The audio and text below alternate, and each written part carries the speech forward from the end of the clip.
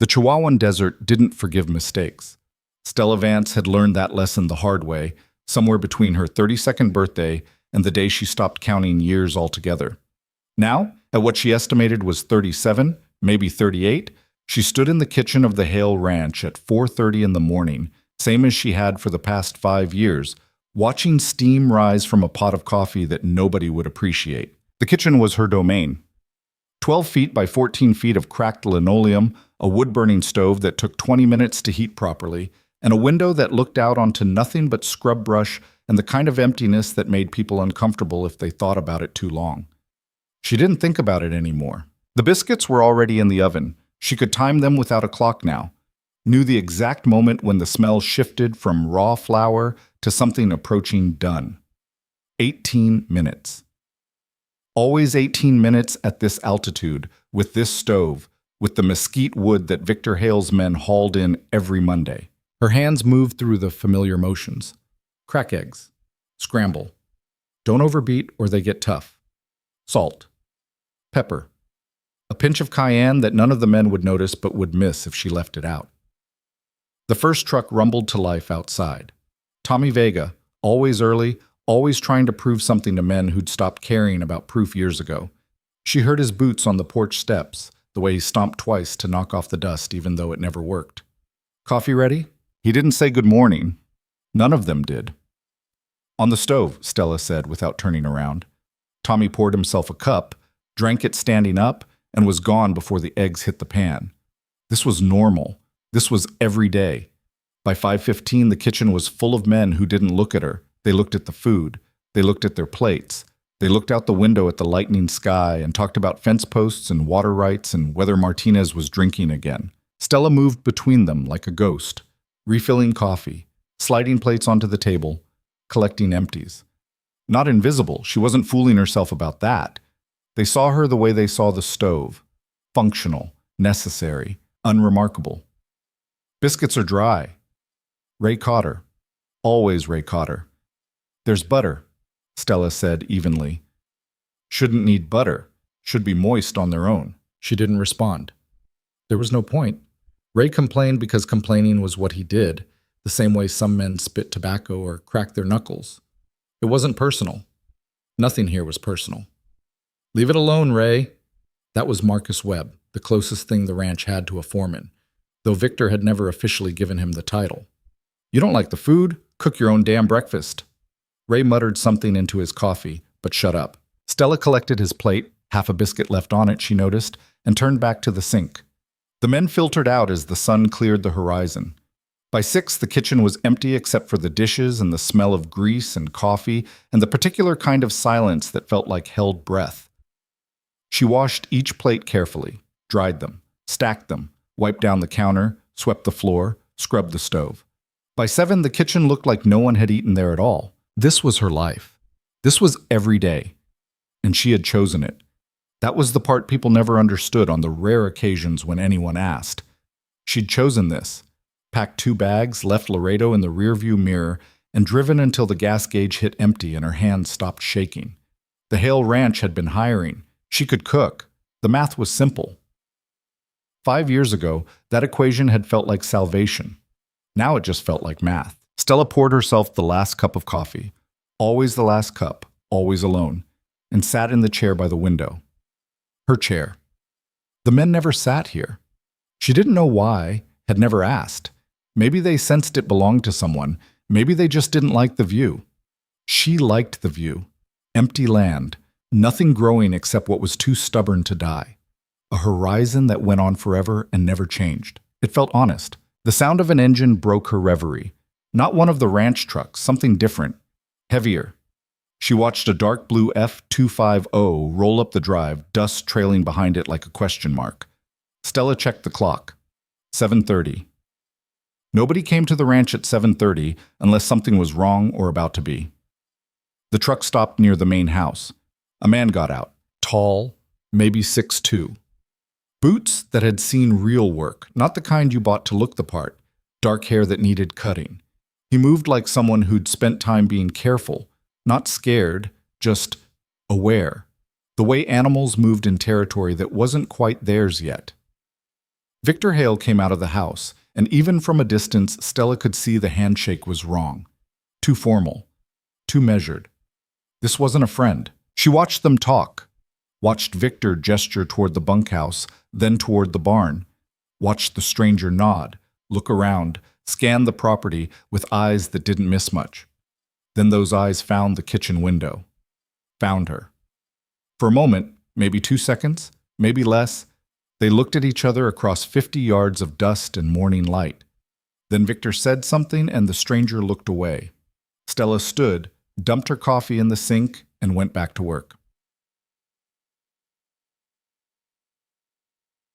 The stranger's name was Caleb Rourke. She learned this at dinner, which was the meal where Victor sometimes showed up and pretended to give a damn about the men who worked for him. Tonight, he'd brought the new hire. Caleb's going to be helping with the North Pasture operation, Victor announced to no one in particular. Partnering with me on some logistics.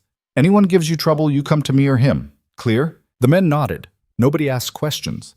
Questions meant curiosity, and curiosity meant getting involved. And getting involved at the Hale Ranch was how you ended up discovering you'd rather work somewhere else. Stella set a plate in front of Caleb. Chicken fried steak, mashed potatoes, green beans from a can because fresh vegetables were a fantasy out here. It wasn't good food, but it was solid. Filling. The kind of meal that stuck to your ribs and didn't apologize for being simple. Thank you. She almost dropped the serving spoon. Thank you. 2 words, ordinary words. The kind of thing people said 1,000 times a day in the normal world. But nobody said them here. Not to her. Not ever. Stella looked down at him, at Caleb, and found him looking back. Not staring, not leering, just seeing her, acknowledging her, like she was a person who'd done something worth acknowledging. You're welcome, she heard herself say. Her voice sounded strange, too formal, too surprised. She moved on to the next plate, the next man, the next silence, but something had shifted, like a rock settling at the bottom of a river, changing the way water flowed around it. Small, almost invisible, but there. Caleb Rourke ate everything on his plate. This was unusual. Most of the men left something, a scrap of gristle, the fatty edge of a steak, green beans they pushed around to look like they'd made an effort. Food was fuel here, nothing more. They consumed what they needed and abandoned the rest. But Caleb finished it all. Cleaned his plate so thoroughly she barely had to rinse it. And when he stood to leave, he looked at her again and said, "Good meal. 3 meals a day, 7 days a week, for 5 years." This was the first time anyone had said those words. Stella didn't know what to do with them, so she nodded and turned back to the sink and listened to his boots cross the floor and the screen door creak shut behind him. The kitchen felt different after he left. She told herself she was being ridiculous. Caleb Rourke took the chair by the window. Her chair. Stella noticed this at breakfast the next morning and felt something she couldn't quite name. Not anger. It wasn't her chair, not officially, not in any way that mattered. But it had been hers through unspoken agreement, through 5 years of no one else wanting it. Now someone did. He sat there like he belonged, coffee cup in both hands, watching the sunrise paint the desert in shades of rust and gold. She set his plate down harder than necessary. Thank you. There it was again, those 2 words that shouldn't matter and somehow did. Biscuits are excellent today, he added, and she hated that she felt a small, stupid flutter of pride. They're the same as yesterday, she said. Yesterday's were excellent too. It wasn't flirting. She knew what flirting sounded like. The exaggerated compliments, the tone that said, I'm saying this to get something from you. This was just observation. Statement of fact. The biscuits were good. He was acknowledging it. Normal human interaction. Except it wasn't normal here. You always sit there? She asked before she could stop herself. Caleb looked at the chair like he was noticing it for the first time. Should I move? No, I just... Stella caught herself. What was she doing? Doesn't matter. It clearly does. She met his eyes. Brown. Clear. The kind of eyes that probably saw more than they let on. I usually sit there, she said, after everyone leaves. Ah. He nodded slowly. Good light. What? For coffee. After a morning like this, he gestured vaguely at the stove, the dishes, The evidence of feeding 12 men. You'd want a minute. Good light, quiet view. He understood. The stranger who'd been here less than 48 hours understood something about her life, that men who'd eaten her food for years had never bothered to notice. Stella didn't know whether to feel seen or exposed. I can move, Caleb said. Don't. The word came out sharper than she intended. She softened it. I mean, it's fine. It's not assigned or anything. Still. He stood, picked up his plate. Plenty of other chairs? He moved to the far end of the table, and Stella felt simultaneously relieved and disappointed in a way that made no sense at all. Chuck. The days developed a rhythm. Caleb worked the north pasture with Victor, which meant he was gone most of the day. But he was always there for breakfast. Always early. Always in a different chair now. Always leaving the window seat empty. For her. He never said this explicitly. But every morning, there it was. Vacant, available, waiting. Small things started happening. His coffee appeared at his elbow before he asked for it. Black, no sugar, the way he'd ordered it that first morning. Her coffee appeared at the window seat while she was still cleaning up. Still hot, prepared the way she liked it, even though she'd never told anyone how she took her coffee. Cinnamon, splash of cream, orange peel on the side from the one orange she allowed herself every week. She stared at it the first time. Nobody touched her orange peels. Nobody even noticed them. But there they were, arranged carefully on the saucer. Saw you do that yesterday, Caleb said from across the room, not looking up from his plate. Seemed like you enjoyed it. I did. Her voice sounded far away. Thank you. Now she was saying it. Thank you. When had she stopped saying that? When had basic courtesy become a forgotten language? You're welcome, Caleb said, and went back to his breakfast like it was nothing. But it wasn't nothing. 3 weeks in, Ray Cotter decided to be a problem. It happened at dinner. Stella set down the pot roast, not her best work. The meat had been tough to begin with, and no amount of braising could fix biology, and Ray immediately started in. Christ, Stella, this is like eating boot leather. Then don't eat it, she said tiredly. I'm paying for food. I should get food that's edible. You're not paying for anything. Victor pays me. You just show up and complain. Several men laughed. Ray's face went red. You got a mouth on you lately, he said. Getting awful comfortable. The laughter died. Stella felt it, the shift in the room. The way men who'd been chewing suddenly stopped. The way the air got tight. She'd crossed a line. Ray wasn't dangerous, not really, but he was insecure, and insecure men were unpredictable when you embarrassed them in front of other men. I meant, she started. You meant you think you're too good for this job now? That it? That's not what I said. Sure sounded like it. Ray. Marcus's voice from the far end of the table. Warning. Leave it. I'm just saying she's getting mighty high and... Ray. That wasn't Marcus. It was Caleb. One word, quiet, calm. But something in it made Ray stop talking. Stella watched Caleb cut a piece of pot roast, chew it slowly, swallow. Meat's fine, he said. Little tough, maybe. But I've had worse, and I've paid money for it. She's working with what she's got. Anyone here can do better. Kitchen's open. He took another bite. Nobody moved. Thought not, Caleb said mildly. Ray stared at him. Stella could see the calculation happening. How much face he'd lose by pushing this, whether it was worth it, who this new guy thought he was. Whatever, Ray muttered finally and went back to his plate. The conversation resumed. The tension bled out of the room. Stella went back to the stove and tried to remember how to breathe normally. Later, after everyone had left, she found Caleb still there, helping with dishes. You don't have to do that, she said. I know. The men don't help. I'm not the men. She watched him wash a plate with the careful attention of someone who'd spent time working with his hands. Not fast, not showy, just thorough. Thank you, she said, for earlier. Ray's an ass. He's insecure. Those aren't mutually exclusive. Stella surprised herself by laughing. Actual laughter. When was the last time she'd done that? Caleb smiled, small, brief, but real. Meat really was tough, Stella admitted. Yeah, still ate it though. Why? He shrugged. Hungry, and you worked hard on it.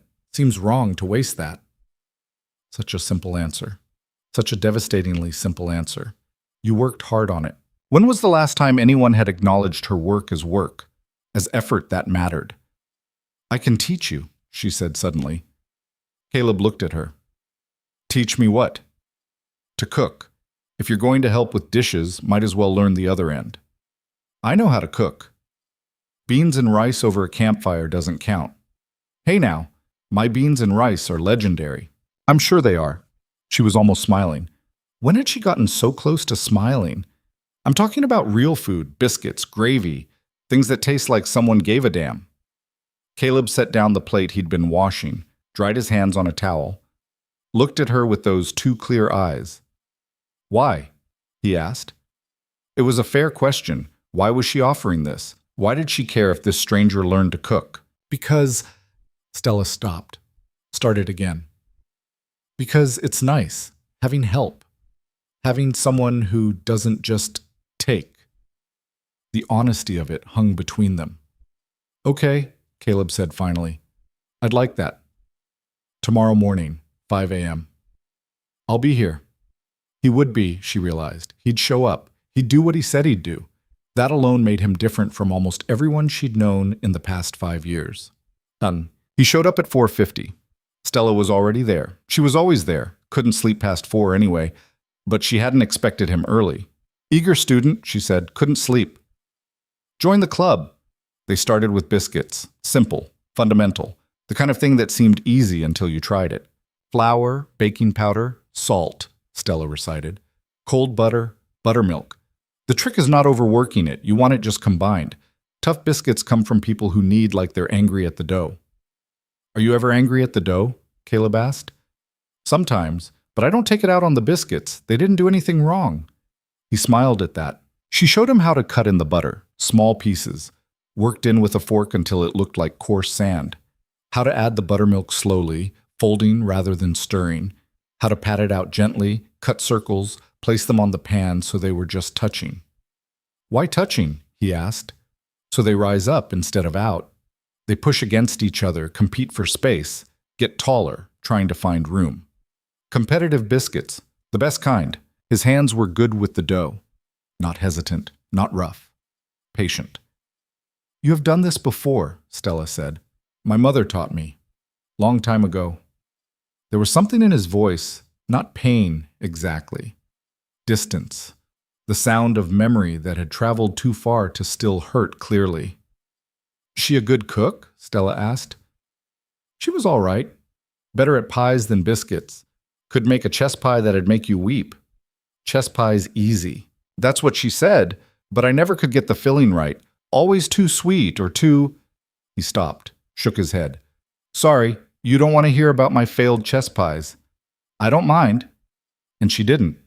It was strange, listening to someone talk about something that wasn't cattle or fence posts or who was drinking again. Strange and nice. They worked in silence for a while. Comfortable silence. The kind you could only have with someone who didn't feel the need to fill every gap with noise. The biscuits went into the oven. 18 minutes, Stella said. You don't set a timer? Don't need one. Caleb checked his watch, nodded. They'd see. At 17 minutes and 40 seconds, Stella opened the oven. Perfect. Golden. Risen. How'd you know? Caleb asked. Practice. Attention. You do something enough times, you stop needing tools. You just know. What else do you just know? It was a strange question, or maybe it wasn't. Maybe it was exactly the right question. When coffee's about to boil over. When someone's about to start a fight. When a man's lying about where he's been. She caught herself. Sorry, that got real? Caleb finished. It got real. That's not a bad thing. Stella pulled the biscuits out, set them on the counter to cool. Can I ask you something? She said. Sure. Why are you really here? Caleb went very still. At the ranch, Stella clarified. You don't fit. You're not like the others. You're educated, careful. You notice things. So why are you working cattle in the middle of nowhere for a man like Victor Hale? For a long moment, he didn't answer. Then, everyone's running from something. That's not an answer. It's the only one I've got right now. Fair enough. She was running too. She had no room to judge. The other men started arriving. The morning routine resumed. But something had changed between them. Not broken, just shifted, acknowledged. They both had secrets. They both had reasons. And for now, that was enough. The cooking lessons continued. Every morning, 5 a.m. Sometimes earlier if neither of them could sleep. Gravy. Eggs 6 different ways. The proper technique for frying chicken so it didn't dry out. How to make cornbread that didn't crumble. Stew that didn't separate. Coffee that didn't taste like dirt. Caleb learned quickly. Absorbed information like someone who'd spent time having to figure things out on his own. And slowly, carefully, they talked. Not about big things. Not about the questions that mattered, but about small things. Books they'd read, places they'd been. The difference between Texas heat and New Mexico heat, whether coffee was better with cinnamon or cardamom. Cinnamon, Stella said firmly. Cardamom has complexity. Cinnamon has warmth. Those aren't mutually exclusive. She threw a dish towel at him. He caught it, grinning. When was the last time she'd thrown something playfully? When was the last time she'd had someone to throw things at? One morning, after the men had left and they were cleaning up, Caleb said, "Tell me about Laredo." Stella's hand stopped moving. "What about it?" "You mentioned it once. Said you left there, came here. That's all there is to know." "I don't think so." She turned to look at him. "Why do you care?" "Because you're—" He paused, choosing words carefully. "Because you matter. What happened to you matters. I'm the cook." "You're more than that." "Am I?" "Yes." The certainty in his voice made her chest tight. "I was married," she heard herself say, "in Laredo, for 3 years." Caleb waited. He didn't hit me or anything like that. He just erased me, piece by piece. Told me I was too loud, so I got quieter. Told me I was too opinionated, so I stopped having opinions. Told me I was too much, so I became less. Her voice was flat, factual. This was just history now. One day I woke up and realized I couldn't remember the last time I'd laughed. Couldn't remember what I used to like to do. Couldn't remember who I was before I started shrinking to fit into his idea of a wife. "So you left." "So I left." "Good." That's simple. Good. Not questions about whether she'd tried to make it work. Not suggestions that maybe she could have done more. Just good. "What about you?" Stella asked. "What are you running from?" Caleb smiled, but it didn't reach his eyes. "That's a longer conversation. We've got time." "Do we?" Something in the way he said it made her uneasy, like he knew something she didn't, like there was a clock ticking somewhere she couldn't hear. But before she could push, Marcus stuck his head in the kitchen. "Caleb, Victor wants you. North Pasture. Now." Caleb nodded, set down the dish he'd been drying. "Tomorrow?" he said to Stella. "Tomorrow." He left, but the uneasiness stayed.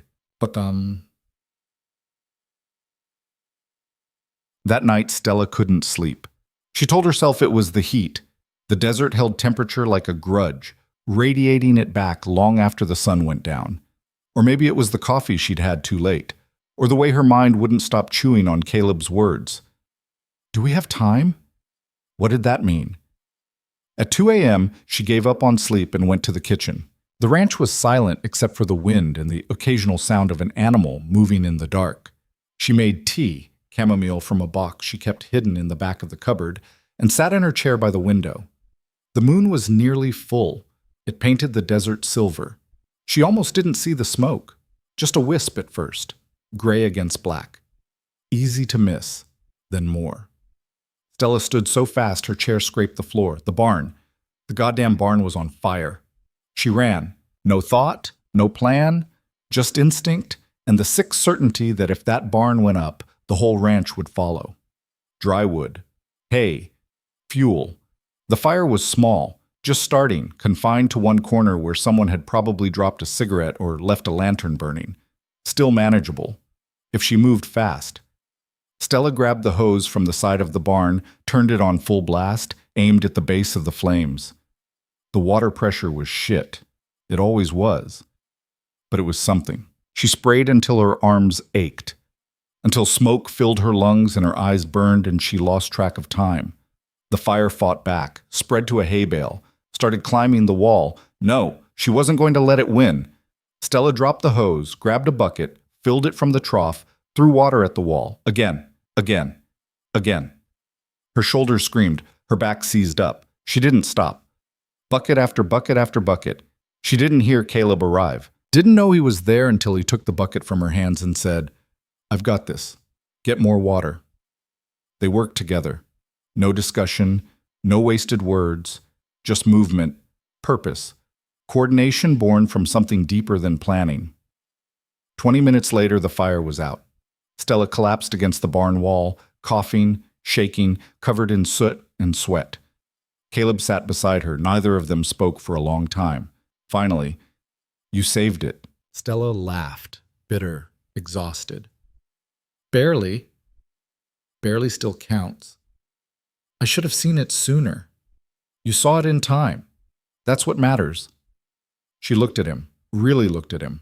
Soot on his face, shirt soaked through, hair plastered to his forehead. "What were you doing awake?" she asked. "Couldn't sleep. Joined the club." That smile again, small, real. "We should tell Victor," Caleb said. "In the morning. Let him sleep." Stella, in the morning. Caleb studied her face, and she knew he was seeing things she didn't say, understanding them anyway. Victor would blame someone. Probably her for not noticing sooner. Definitely, whoever he decided was responsible. There would be anger, consequences, drama, and she was too tired for that tonight. "Okay," Caleb said. "Morning." They sat there until the sky started to lighten. Until the crisis was just a story now, something that had happened, past tense. "Stella?" Caleb said. "Yeah? You're stronger than you think you are." She wanted to laugh, wanted to brush it off, wanted to deflect. Instead, she said, "So are you." His hand found hers in the dark. Just for a moment, just long enough to matter. Then he stood, pulled her to her feet, and they walked back to the house together as the desert woke up around them. And for the first time in 5 years, Stella felt like maybe, just maybe, she wasn't walking alone anymore. Victor Hale had questions. He always had questions, but these were different. Sharp, pointed, the kind that made Stella's spine straighten and her answers come out careful.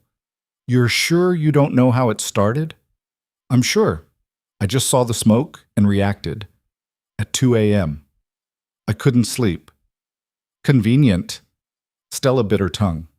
There was no good answer to that. Convenience and coincidence looked the same from the outside. Caleb stood off to the side, arms crossed, watching. "And you showed up when?" Victor asked him. "Few minutes after Stella, heard commotion." "Awful lot of people awake at 2 a.m. "Insomnia's going around," Caleb said evenly. Victor's eyes narrowed. He didn't like being handled, and Caleb's calm was definitely handling him. "You two are spending a lot of time together lately." It wasn't a question. "She's teaching me to cook," Caleb said. "That right?" "That's right." "Seems like a strange priority for a man who's supposed to be managing logistics." "Seems like a useful skill for a man who might need to fend for himself someday." The words hung there. Might need to fend for himself someday. Stella looked at Caleb sharply, but his face gave nothing away. Victor smiled, but it was the kind of smile that had teeth. "Well," he said, "I appreciate you both handling the situation. Could have been bad." "Could have been," Stella agreed. "Make sure it doesn't happen again." "I'll be more careful about checking the barn before bed," she said. "You do that." He left. The silence after he was gone felt heavy. "What did you mean?" Stella asked quietly. "About fending for yourself someday?" Caleb didn't answer immediately. He walked to the window, looked out at the ranch, at the men starting their day, at the land that went on forever. "Nothing," he said finally. "Just nothing." But it wasn't nothing, and they both knew it. Something changed after the fire. The cooking lessons continued, but there was a tension now, an awareness, like they were both waiting for something neither of them could name. Caleb was gone more, working with Victor, disappearing for hours at a time. When he was there, he was present, attentive, helpful, still saying thank you for every meal. But there was distance now. Stella felt it like a splinter she couldn't quite locate. One morning she made his coffee the way he liked it, black, no sugar, and added a cinnamon stick. He looked at it for a long moment. "What's this for?" he asked. "You said cinnamon has warmth. Thought you might want to try it my way." "I thought my way was cardamom. Your way is complicated." "Complicated isn't bad, isn't it?" They looked at each other across the kitchen, and Stella realized they weren't talking about coffee anymore. "Stella," Caleb started. "Don't." She held up a hand. "Whatever you're about to say, don't. Not yet." "Why not?" "Because I'm not ready." "For what?" "For it to end." The words came out before she could stop them. Naked, honest, terrifying. Caleb set down his coffee, crossed the kitchen, stopped just close enough that she could feel the heat of him, but not close enough to touch. "What makes you think it's ending?" he asked quietly. "Everything ends." "Not everything." "Name one thing that doesn't." He opened his mouth, closed it. Couldn't. Because she was right. Everything ended. Marriages, jobs, fires, moments, people. "I'm not leaving," he said. "Yet." "Stella, I know what you are," she said. "I've known for a while. You're not a ranch hand. You're not a partner in Victor's operation. You're something else, something that doesn't stay." Caleb's jaw tightened. "You don't know what you're talking about." "Don't I?" "No." "Then tell me I'm wrong. Tell me you're planning to be here 6 months from now, a year from now. Tell me this." She gestured between them. "Whatever this is something that has a future." Silence. That was answer enough. Stella nodded slowly, feeling something crack inside her chest. "That's what I thought." She turned back to the stove. Caleb stood there for a moment longer. Then he left. The biscuits burned. For the first time in 5 years, Stella let them burn and didn't care. The burned biscuits sat on the counter for 3 days. Stella didn't throw them out, didn't scrape them into the trash or feed them to the dogs. She just left them there, blackened and useless, a monument to the moment everything shifted. The men noticed. Of course they noticed. Ray made a comment the first day, something about finally finding something Stella couldn't cook, but the look on her face shut him up fast.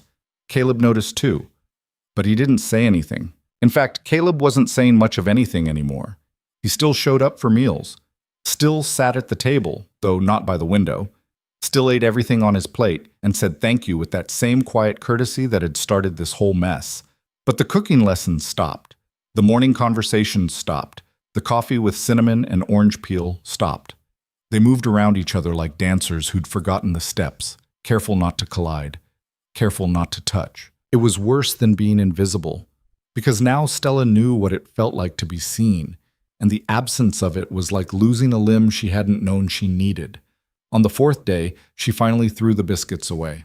Marcus found her at the trash bin behind the kitchen, staring at the charred remains like they held answers. "You all right?" he asked. Stella didn't look up. "Fine." "You don't look fine." "Well, I am." Marcus leaned against the wall, pulled out a cigarette, lit it, took a long drag, and blew smoke at the sky. "Whatever happened between you and Rourke, nothing happened." "Right. And I'm the governor of Texas." Another drag. "Look, I don't know what's going on, and I don't need to know. But you've been walking around here like someone died, and he looks about the same. So either something happened, or you're both having the same nightmare."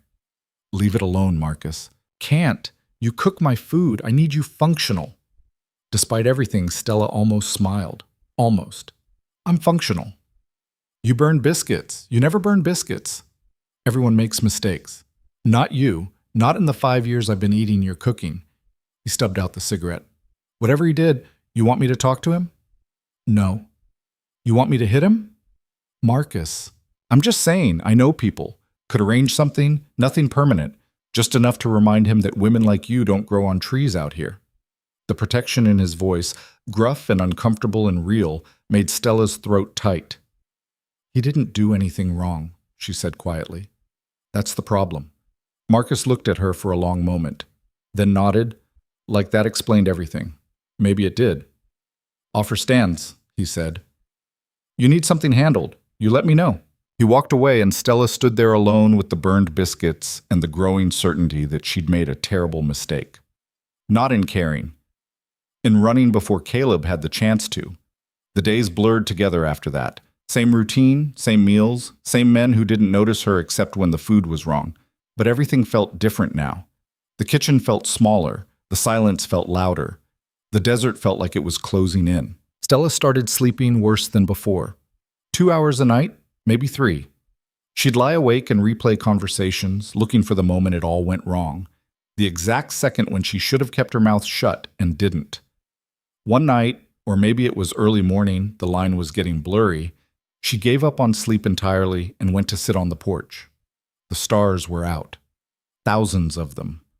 The kind of sky you only got in places where civilization had given up. She heard the screen door creak behind her. Didn't have to turn to know who it was. Can't sleep either? Caleb's voice.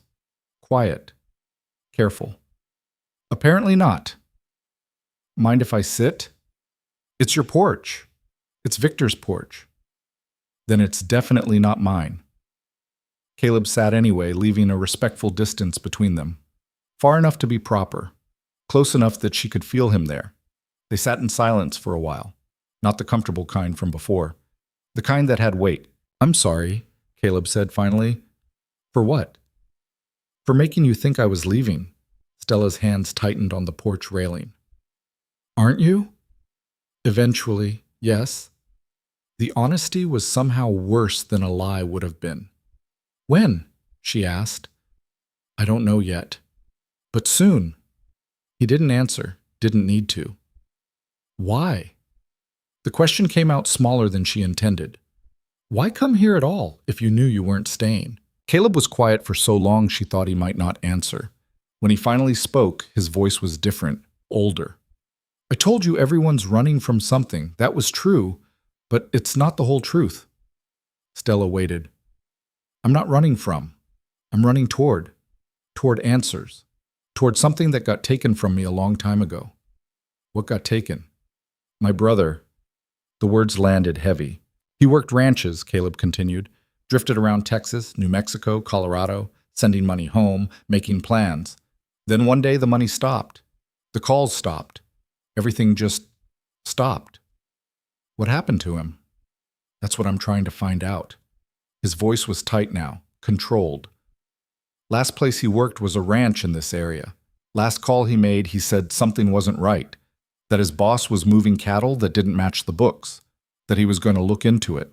Understanding hit Stella like cold water. Victor. Maybe. I don't know yet. That's why I'm here. You think Victor killed your brother? I think someone did, and I think it's connected to whatever's happening at this ranch. Stella's mind raced. The late-night meetings, the locked barn where she wasn't allowed, the way Victor watched everyone like he was calculating their value. How long ago? She asked. 3 years? 3 years. 3 years of searching. 3 years of pretending to be someone else, working jobs he didn't want, eating meals in kitchens where no one knew him. 3 years of being alone. I'm sorry, Stella said. For what?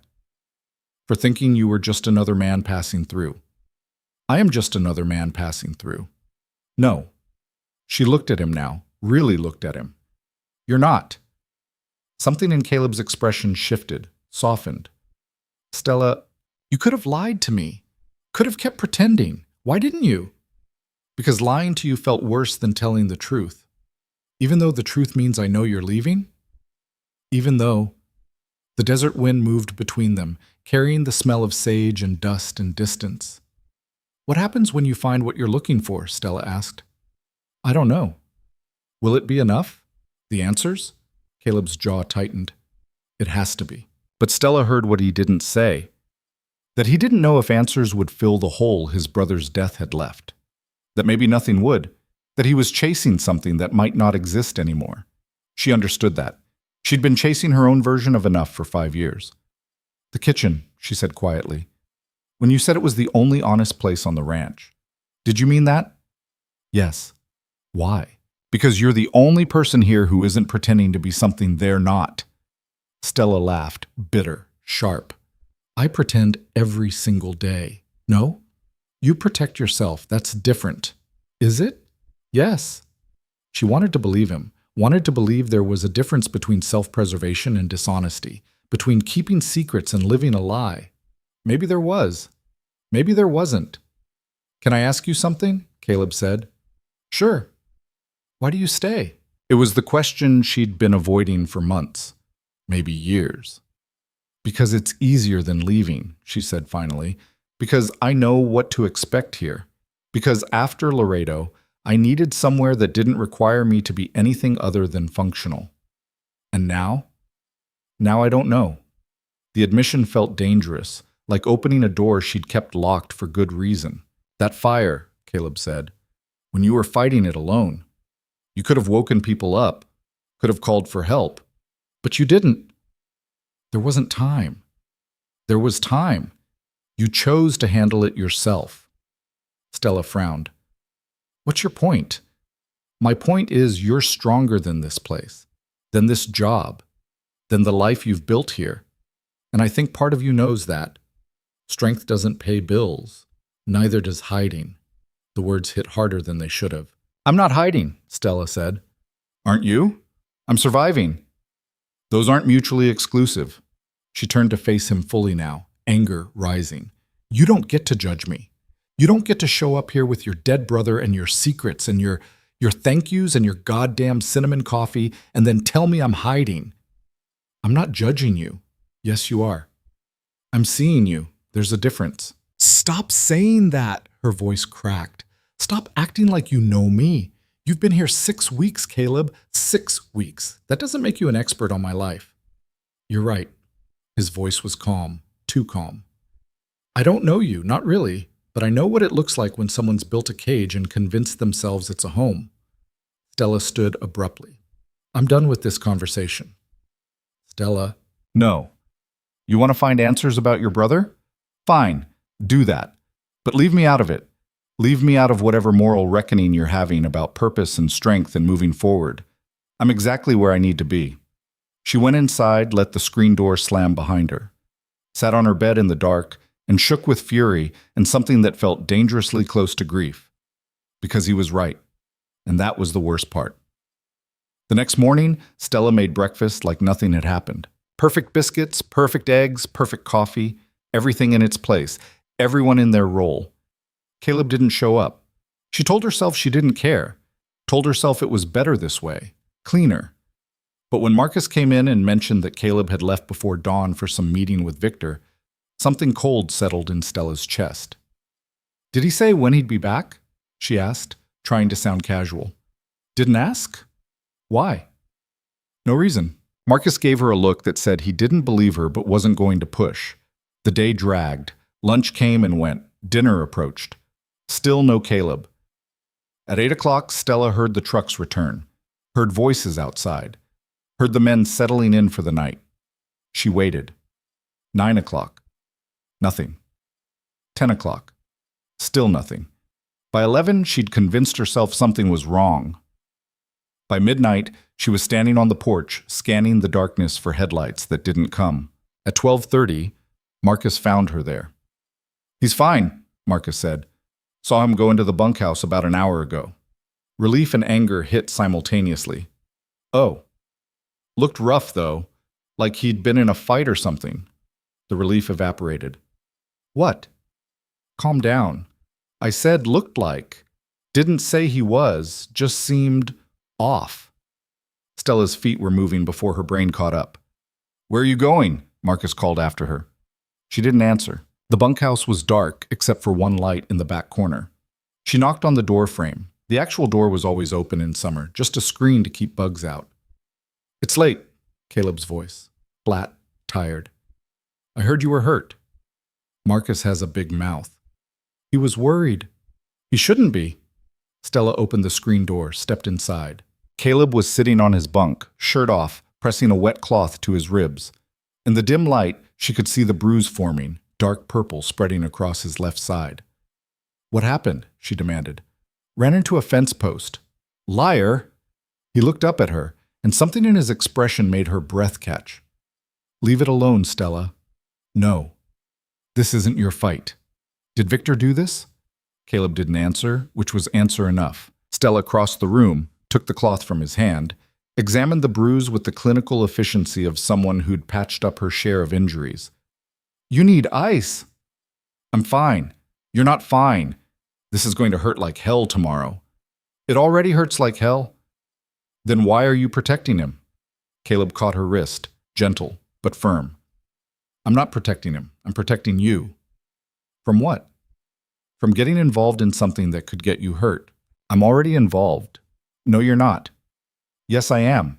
I have been since the moment you sat in that kitchen and said thank you, since the moment you noticed my orange peels, since the moment you made me remember what it feels like to matter to someone.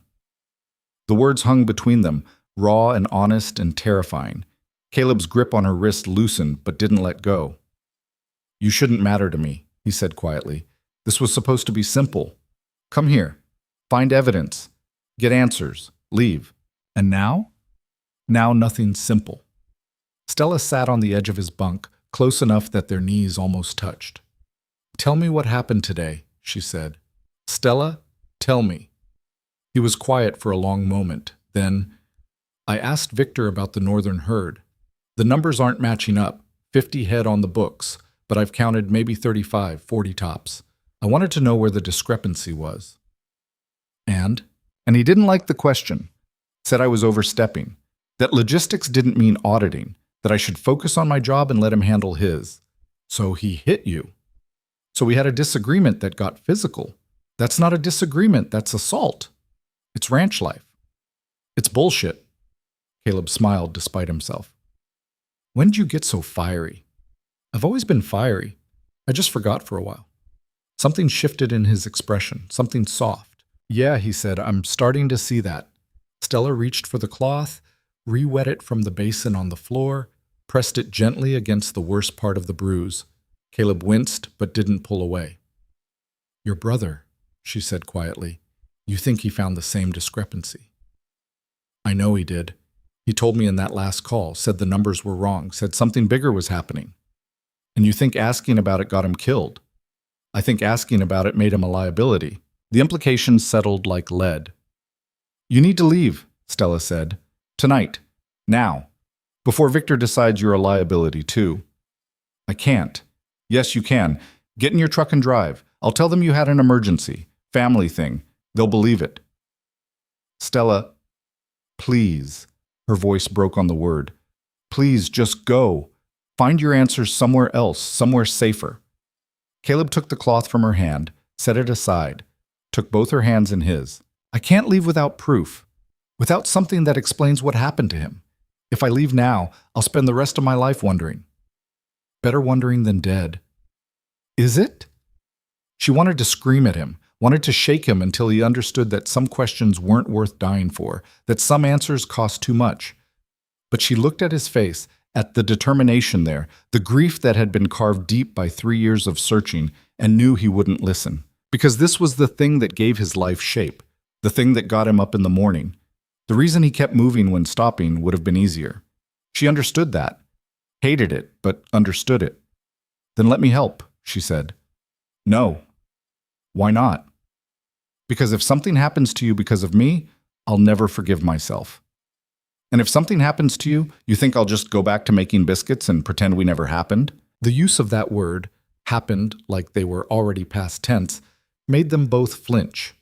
Stella, I know this ranch. I know where Victor goes, what he does, who he talks to. I know which buildings are locked and which ones aren't. I know the patterns. You've been here 6 weeks. I've been here 5 years. Let me help. Caleb searched her face. Looking for what, she wasn't sure. Certainty? Courage? Some sign that she knew what she was offering? If I say yes, he said slowly, you have to promise me something. What? If it gets dangerous, if I tell you to run, you run. No arguments, no heroics. You just go. Stella thought about the fire, about hauling bucket after bucket of water while the barn burned, about refusing to give up even when her body screamed to stop. I'm not good at running, she said. Learn. She wanted to argue, wanted to tell him she'd made it this far by standing her ground, not abandoning it. But the look on his face, the fear there barely concealed, stopped her. Okay, she said. I promise. It was probably a lie.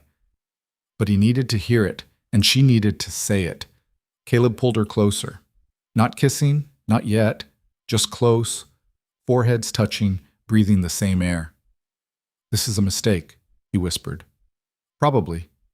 I'm going to leave eventually. I know. It's going to hurt. It already does. He made a sound, half laugh, half something else.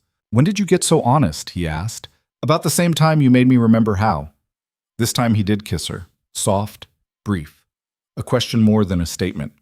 Stella answered by kissing him back. And for a moment, just a moment, the bruises and the danger and the uncertain future didn't matter. There was just this. Just them. Just the choice to be present in something that might not last but felt real anyway. When they finally pulled apart, Caleb's expression was complicated. I don't know how to do this, he admitted. Do what? Care about someone when I know I'm going to leave. Then don't think about leaving. Just think about now. Is that enough? It has to be. They sat there in the dim light of the bunkhouse, hands intertwined, and Stella realized she'd made a choice. Not to save him, not to fix him, just to stand beside him while he did what he needed to do. Even if it broke her heart in the process. The next morning, everything was different. Not obviously. Not in ways the other men would notice. But Stella felt it. The shift. The decision that had been made. Caleb showed up for breakfast like always. Sat at a different chair, ate his food, said thank you, but when he handed her his plate, their fingers touched. Just for a second. Just long enough.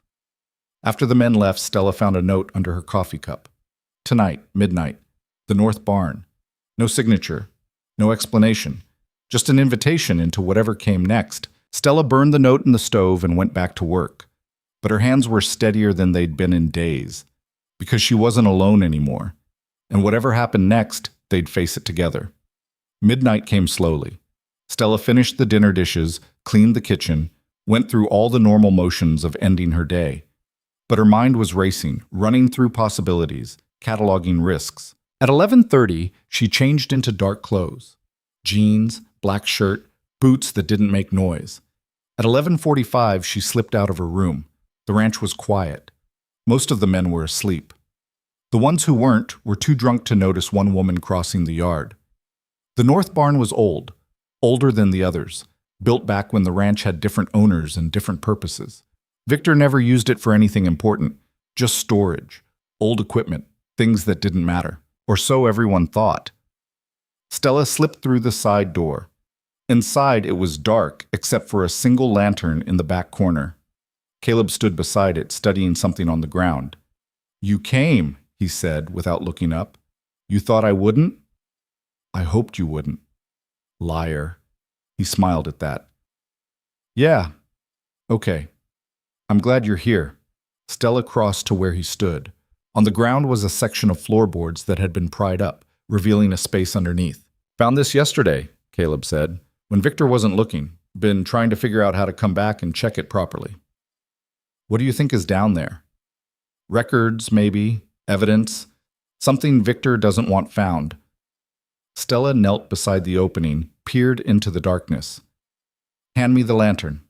Caleb passed it down. She lowered it into the space, and the light revealed a metal box. Bingo, she muttered. Together, they hauled it up. It was heavy, not huge, but solid, locked. Can you open it? Stella asked. Caleb pulled out a knife, worked the blade into the lock mechanism. After a minute of careful pressure, something clicked. The box opened. Inside were papers. Lots of them. Sales receipts. Transfer documents, bills of sale for cattle that had been moved off the ranch. Stella picked up one of the receipts, studied it in the lantern light. This doesn't make sense, she said. This says Victor sold 40 head to a buyer in El Paso, but I remember that week. We didn't load any trucks. There was no movement. Check the date? She did, 3 years ago, almost to the day. The same week Caleb's brother had made his last call.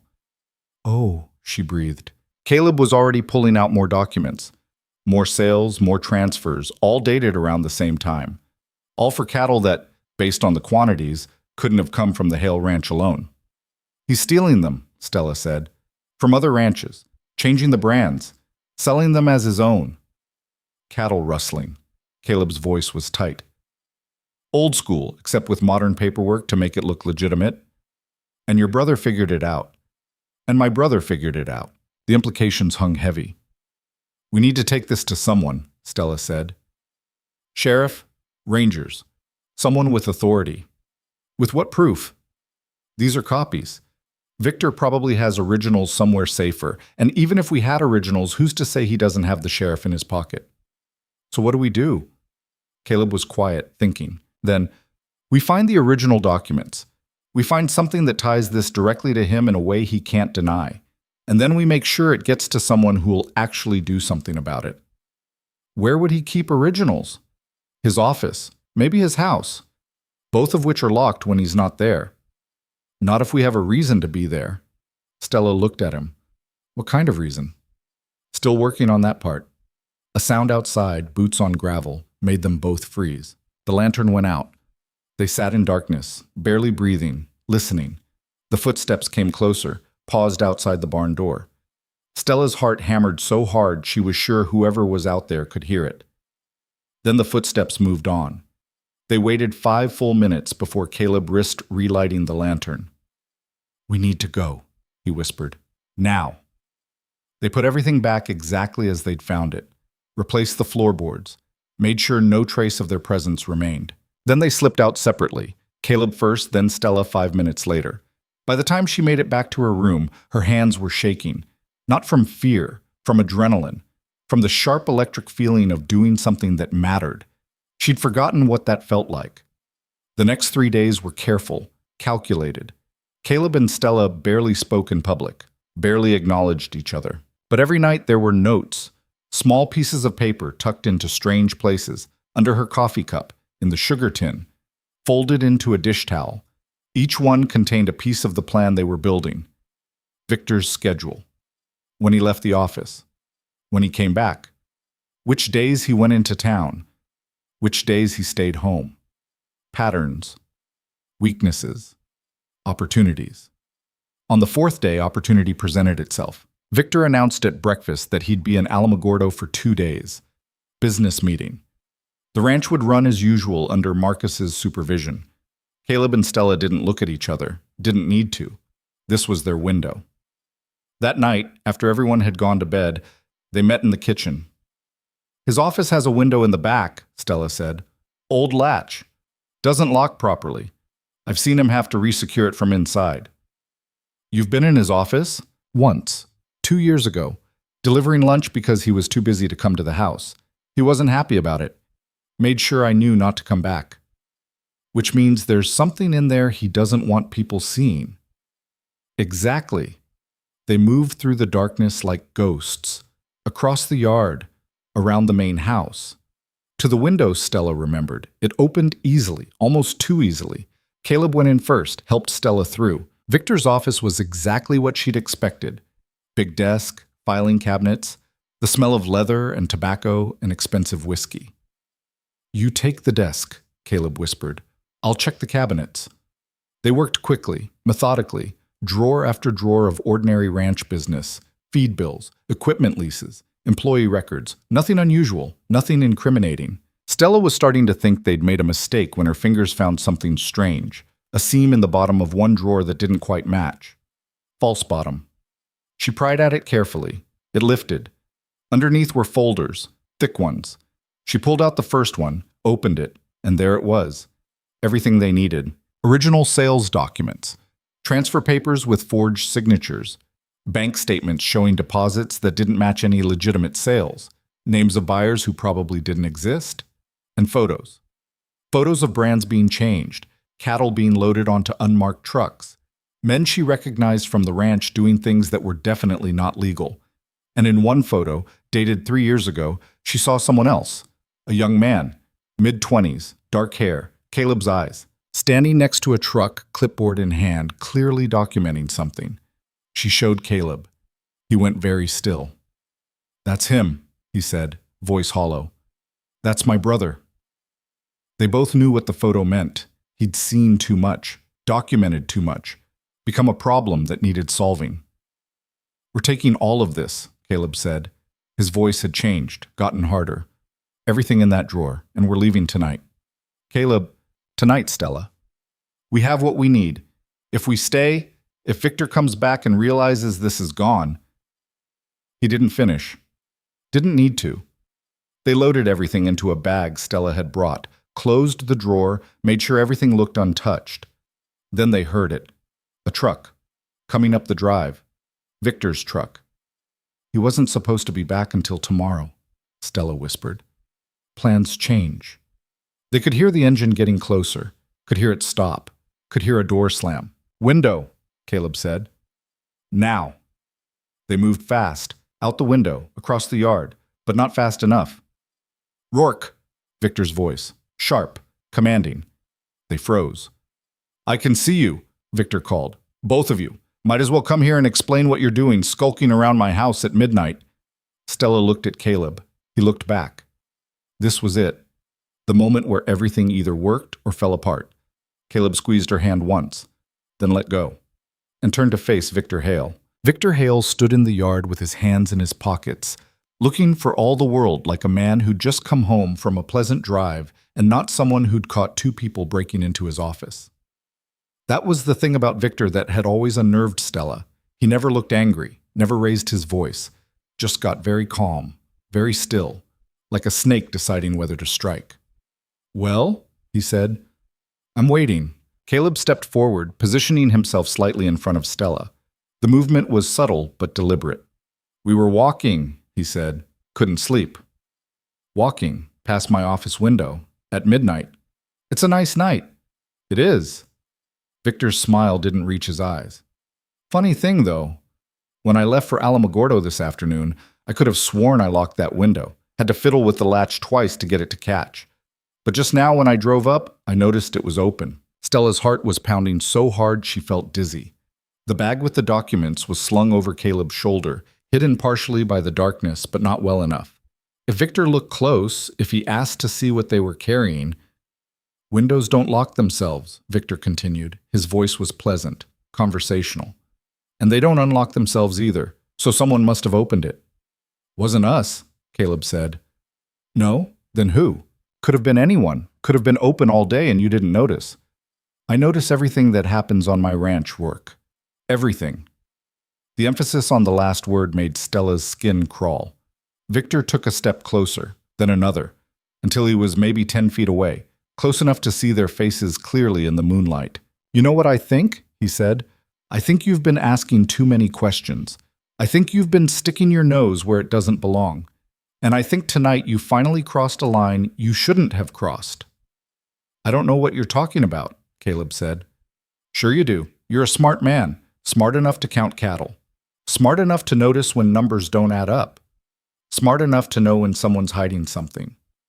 Everyone's hiding something. True, but most people are smart enough not to go looking for other people's secrets. Most people understand that curiosity can be dangerous out here. Stella found her voice. We weren't in your office, Victor. He turned to look at her, and something in his expression made her blood run cold. Stella, sweet, quiet Stella. I've always liked you, you know that? You keep your head down. Do your job. Don't cause trouble. Or at least you didn't until Rourke here showed up. Leave her alone, Caleb said. Oh, I plan to, as long as she remembers where her loyalties lie. Victor's eyes stayed on Stella. You've been here 5 years, never once gave me a problem, never asked questions, never made waves. Why start now? I haven't started anything. Haven't you? Spending all that time with Rourke, teaching him to cook, having your little morning coffee sessions. You think I don't notice? You think I don't know what happens on my own property? The surveillance in his tone made Stella feel exposed, violated. How long had he been watching them? What else did he know? There's nothing going on, she said. I didn't say there was, but there's different kinds of nothing, aren't there? There's the nothing where two people are just friendly, and then there's the nothing where two people are planning something, conspiring, working together towards some goal that maybe isn't in my best interest. You're paranoid, Caleb said flatly. I'm careful. There's the difference. Victor walked over to one of the porch posts, leaned against it. The casual pose didn't match the tension in the air. Here's what's going to happen, he said. You two are going to go back to your respective bunks. You're going to get some sleep. And tomorrow morning, Rourke, you and I are going to have a conversation about whether this job is still a good fit for you. And if I say it's not, then you leave. Simple as that. Pack your things, get in your truck, drive away. No hard feelings. Just like that.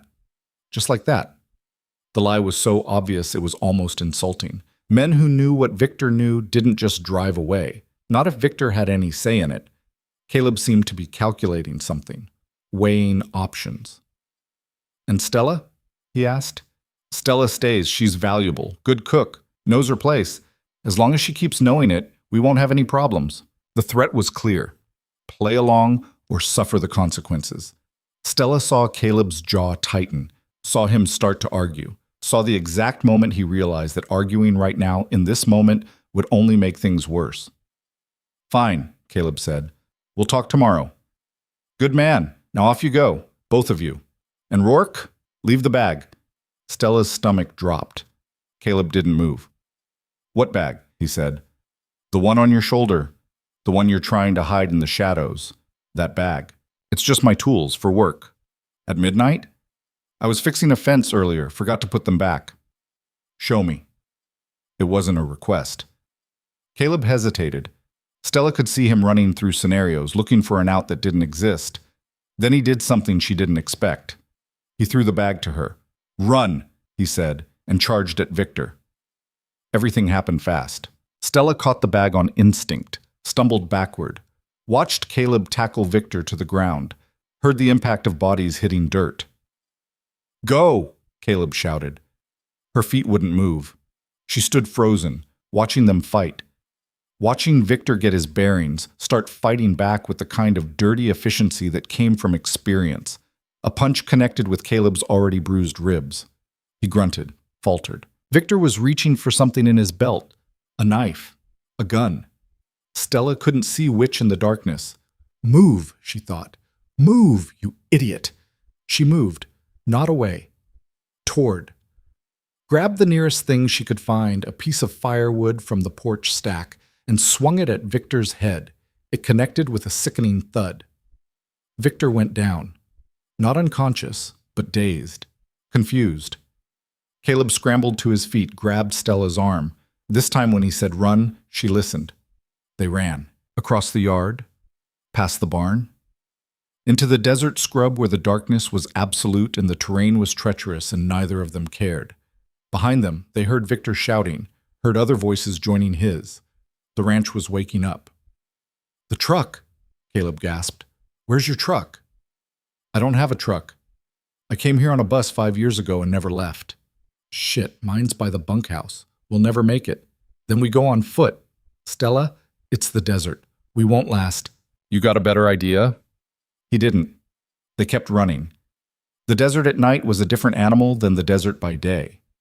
Cooler, yes, but also disorienting. No landmarks, no reference points. Just endless darkness broken occasionally by moonlight that made everything look alien. Stella's lungs burned. Her legs screamed. The bag with the documents kept banging against her hip. Behind them, flashlight beams cut through the dark. Voices called out coordinates. They were being hunted. There, Caleb pointed to an outcropping of rocks ahead. We can hide, catch our breath. They scrambled behind the rocks, pressed themselves into shadows. Tried to breathe quietly, even though their bodies were demanding great gulping breaths. The flashlights came closer. Stella could hear Marcus's voice. Spread out. They can't have gone far. And Ray. What'd they even do? Don't know, don't care, Marcus replied. Victor wants them found, so we find them. The beams swept past their hiding spot. Came back. Lingered. Stella held her breath.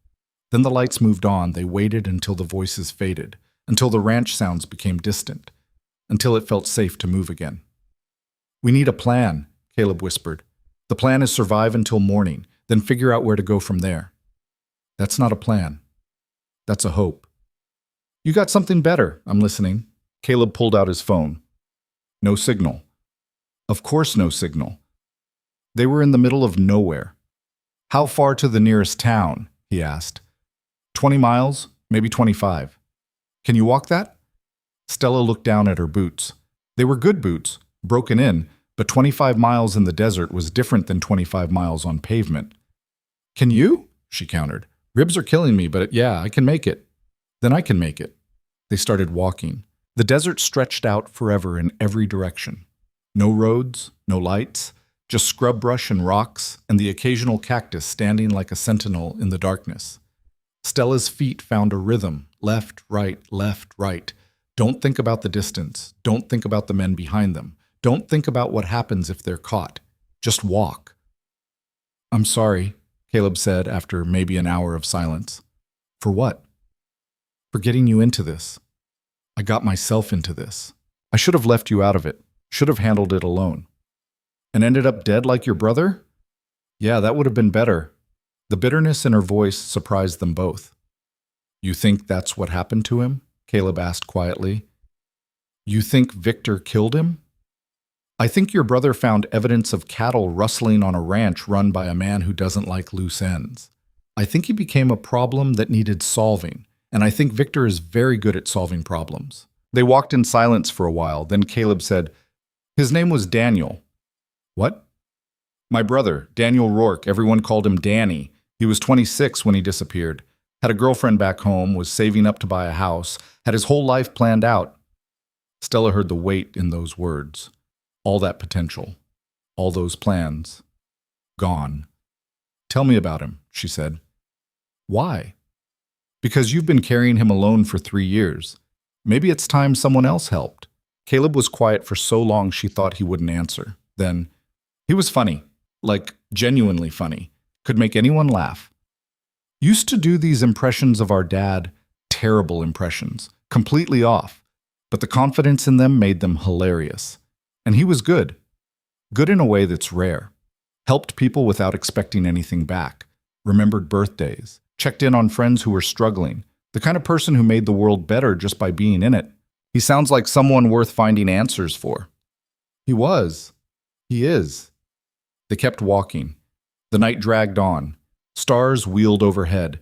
The temperature dropped until Stella was shivering despite the exercise. Caleb gave her his jacket without being asked.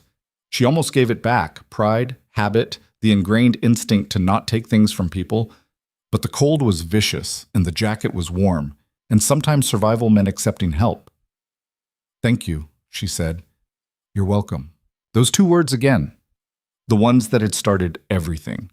Somewhere around what Stella guessed was 3 or 4 in the morning, they saw lights in the distance. Not flashlights. Building lights. Is that the town? Caleb asked. I think so. Yeah. That's the highway marker. Town's maybe 2 miles past that. Hope surged. 2 miles. They could do 2 miles. They picked up the pace. But hope made them careless. They were so focused on the lights ahead they didn't hear the truck until it was too late. Headlights swept across the desert, caught them in the open. The truck stopped. Engine idling. Stella couldn't see who was driving. The headlights were too bright. Then the driver's door opened. Marcus stepped out. Alone. You 2 are harder to track than I expected, he called out. I've been driving in circles for an hour. Caleb moved in front of Stella again. That protective instinct that was going to get him killed. We're not going back, Marcus, he said. Didn't think you would. Then why are you here? Marcus walked closer, hands visible, making it clear he wasn't reaching for a weapon. Because Victor sent everyone else west. Figured you'd head toward the mountains. I convinced him I'd check east toward the highway. He gestured at them. Found you heading toward the highway. So now what? Stella asked. You drag us back, get a pat on the head from Victor? Now I give you a choice. What kind of choice? Marcus pulled something from his pocket. Keys. Truck keys. You take my truck, drive to the sheriff's station in town, give them whatever evidence you found. Tell them everything. Let the law handle it. Stella stared at him. Why would you do that? Because I've known for years something was wrong with this place. The numbers never added up. Men would come and go, and we were told not to ask questions. And I didn't. Because asking questions is how you end up in the kind of trouble I didn't want. But, Caleb prompted, but I'm tired. Tired of pretending I don't know. Tired of being part of something dirty. And tired of watching good people get hurt because they had the guts to do what I didn't. He tossed the keys to Caleb, who caught them reflexively. Sheriff's name is Linda Ochoa. She's straight. Won't be in Victor's pocket. Tell her Marcus Webb sent you. She'll listen. What about you? Stella asked. What happens when Victor finds out you helped us? I'll claim you ambushed me, took my truck, beat me up. Whatever story makes sense. He won't believe it.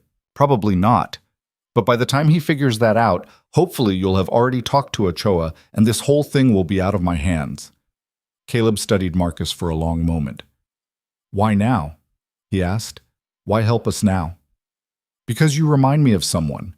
A kid who worked here about 3 years back, asked too many questions, saw too much, disappeared one night and nobody talked about it. We all just moved on, like he'd never existed. Daniel Rourke, Caleb said softly. That his name? I never knew, but yeah, him. Marcus's expression was hard to read in the darkness. I told myself he probably just quit, moved on to another ranch. Told myself that right up until I stopped believing it. The admission hung in the air. I can't give you answers about what happened to him, Marcus continued. But I can make sure the same thing doesn't happen to you. That's something. Not enough, but something. Stella felt something shift in her chest. This hard, cynical man who'd worked beside Victor for years was risking everything for two people he barely knew. Thank you, she said. Marcus nodded. Go, and drive fast. Once the sun comes up and I don't check in, Victor will know something's wrong. They didn't need to be told twice. Stella and Caleb climbed into the truck. It smelled like tobacco and old coffee and the particular kind of dust that desert vehicles accumulated. Caleb started the engine. Marcus, he called out the window. That kid, Daniel. He had dark hair, about my height? Yeah. Did he seem scared before he disappeared? Marcus was quiet for a moment.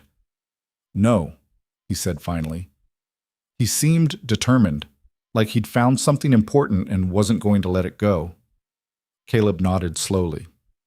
That sounds like him. They drove. The highway stretched out before them, empty and dark. The truck's headlights carved a tunnel through the night. Stella leaned back against the seat, let the adrenaline start to drain. Her whole body ached. Her hands were shaking now that the immediate danger had passed. You okay? Caleb asked. Define okay. Fair point. I hit a man with a piece of firewood tonight, ran through the desert, became a fugitive. So no, I'm not okay. But I'm alive. That counts for something. It counts for everything. The town appeared on the horizon. Small, maybe a few thousand people. The kind of place where everyone knew everyone and strangers were noted. They'd be noted. The sheriff's station was a squat building on Main Street, lights on despite the early hour. Caleb parked out front, cut the engine. You ready for this? He asked. No, but we're doing it anyway. They grabbed the bag of documents and walked inside. The woman behind the desk looked up.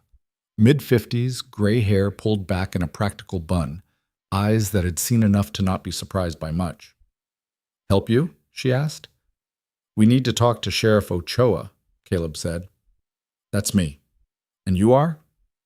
Caleb Rourke, this is Stella Vance. We have evidence of cattle rustling and potentially murder at the Hale Ranch. Ochoa's expression didn't change, but something sharpened in her eyes. Those are serious accusations. We have serious evidence. And you're coming to me at 4 a.m. because we just fled the ranch and the man we're accusing is probably looking for us right now. Ochoa studied them for a long moment, took in their disheveled appearance, the dirt and sweat and fear they were both radiating. Marcus Webb send you? She asked. He did. Then you better come with me. She led them to a small office in the back, gestured for them to sit. Caleb set the bag on her desk. Start talking, Ochoa said. So they did. They laid out everything. The discrepancies in the cattle counts, the hidden documents in the barn, the falsified sales records in Victor's office, the photo of Daniel Rourke documenting something 3 years ago. Ochoa listened without interrupting, took notes, asked pointed questions. When they finished, she sat back in her chair. This is a lot, she said. It's all true, Stella said. I believe you. That's the problem. Victor Hale is a powerful man around here, connected. This kind of accusation, this kind of evidence, it needs to be airtight.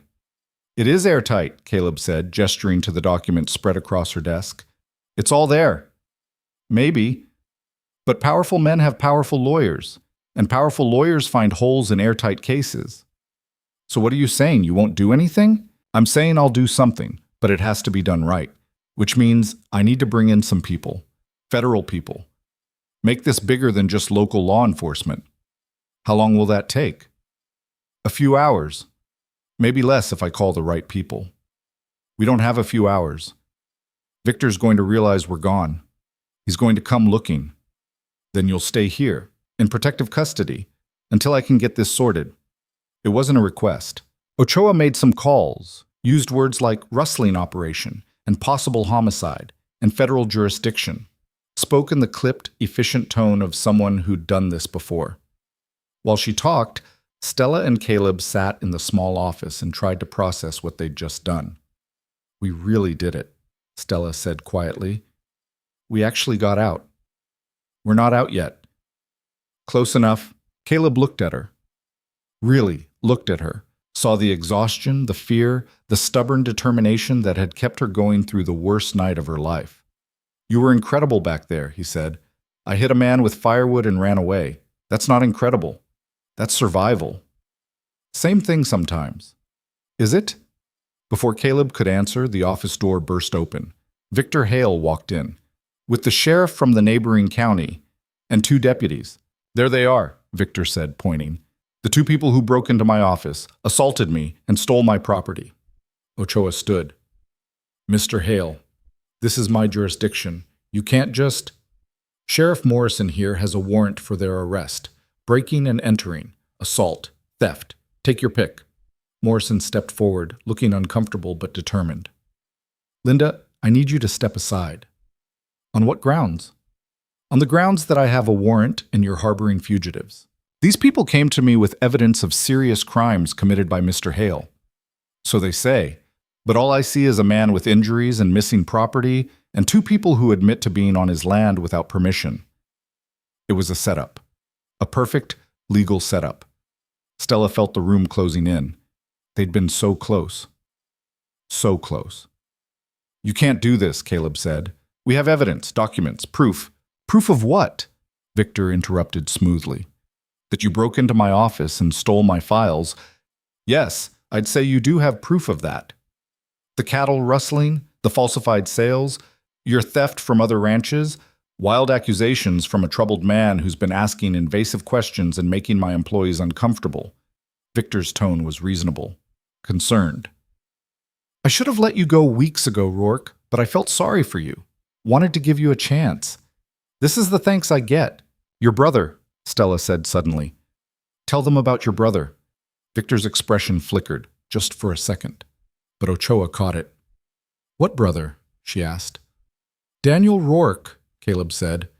He worked at the Hale Ranch 3 years ago, asked questions about irregularities in the cattle operation, then disappeared. No one's heard from him since. He quit, Victor said, picked up his last paycheck and left. People do that all the time in ranch work. Where did he go? How should I know? I'm not his keeper. Did you report him missing? Ochoa asked. Why would I? He wasn't missing, he quit. But his family reported him missing, Caleb said. Filed reports in 3 states, and one of those reports mentions the Hale Ranch as his last known workplace. Victor's smile tightened. Ranches have high turnover. If I had to keep track of every drifter who worked a season and moved on. He wasn't a drifter. He was documenting your operation, taking photos, collecting evidence, just like we did. And where is this evidence now? Where are these photos? Caleb pulled out his phone, navigated to the photo they'd found in Victor's files, the one with Daniel's face clearly visible. Right here, he said, turning the screen toward Ochoa. Morrison moved to intercept. That's stolen property. Actually, Ochoa said, that's evidence in a potential homicide investigation, which supersedes your warrant, Sheriff Morrison. Linda, I'm calling the state police and the FBI and anyone else I can think of who'll want to hear about this. You can execute your warrant, but these 2 aren't going anywhere until someone with more authority than either of us sorts this out. Victor's composure finally cracked. You're making a mistake, he said. A big one. Maybe, but I'd rather make that mistake than the other kind. Morrison looked between them, calculating. Finally, he lowered his hand from his weapon. I'll wait outside. he said. But Linda, if this blows up in your face, it won't. He left, taking his deputies with him.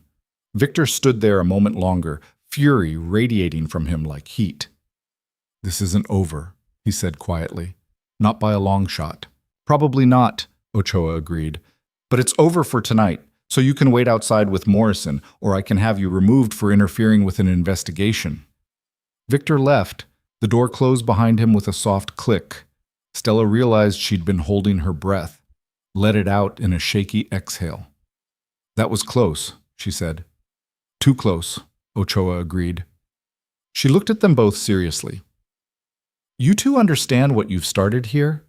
The kind of fight this is going to be? Yes, Caleb said. Good.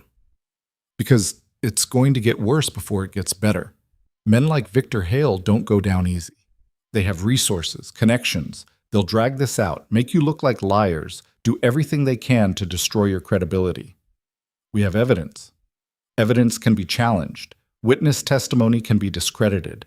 I need you to be sure, absolutely sure, that you're ready for this. Stella thought about the past 5 years, about making herself smaller, about learning to expect nothing and ask for less, about Caleb showing up and reminding her what it felt like to matter, about Daniel Rourke, whose only crime was refusing to look away.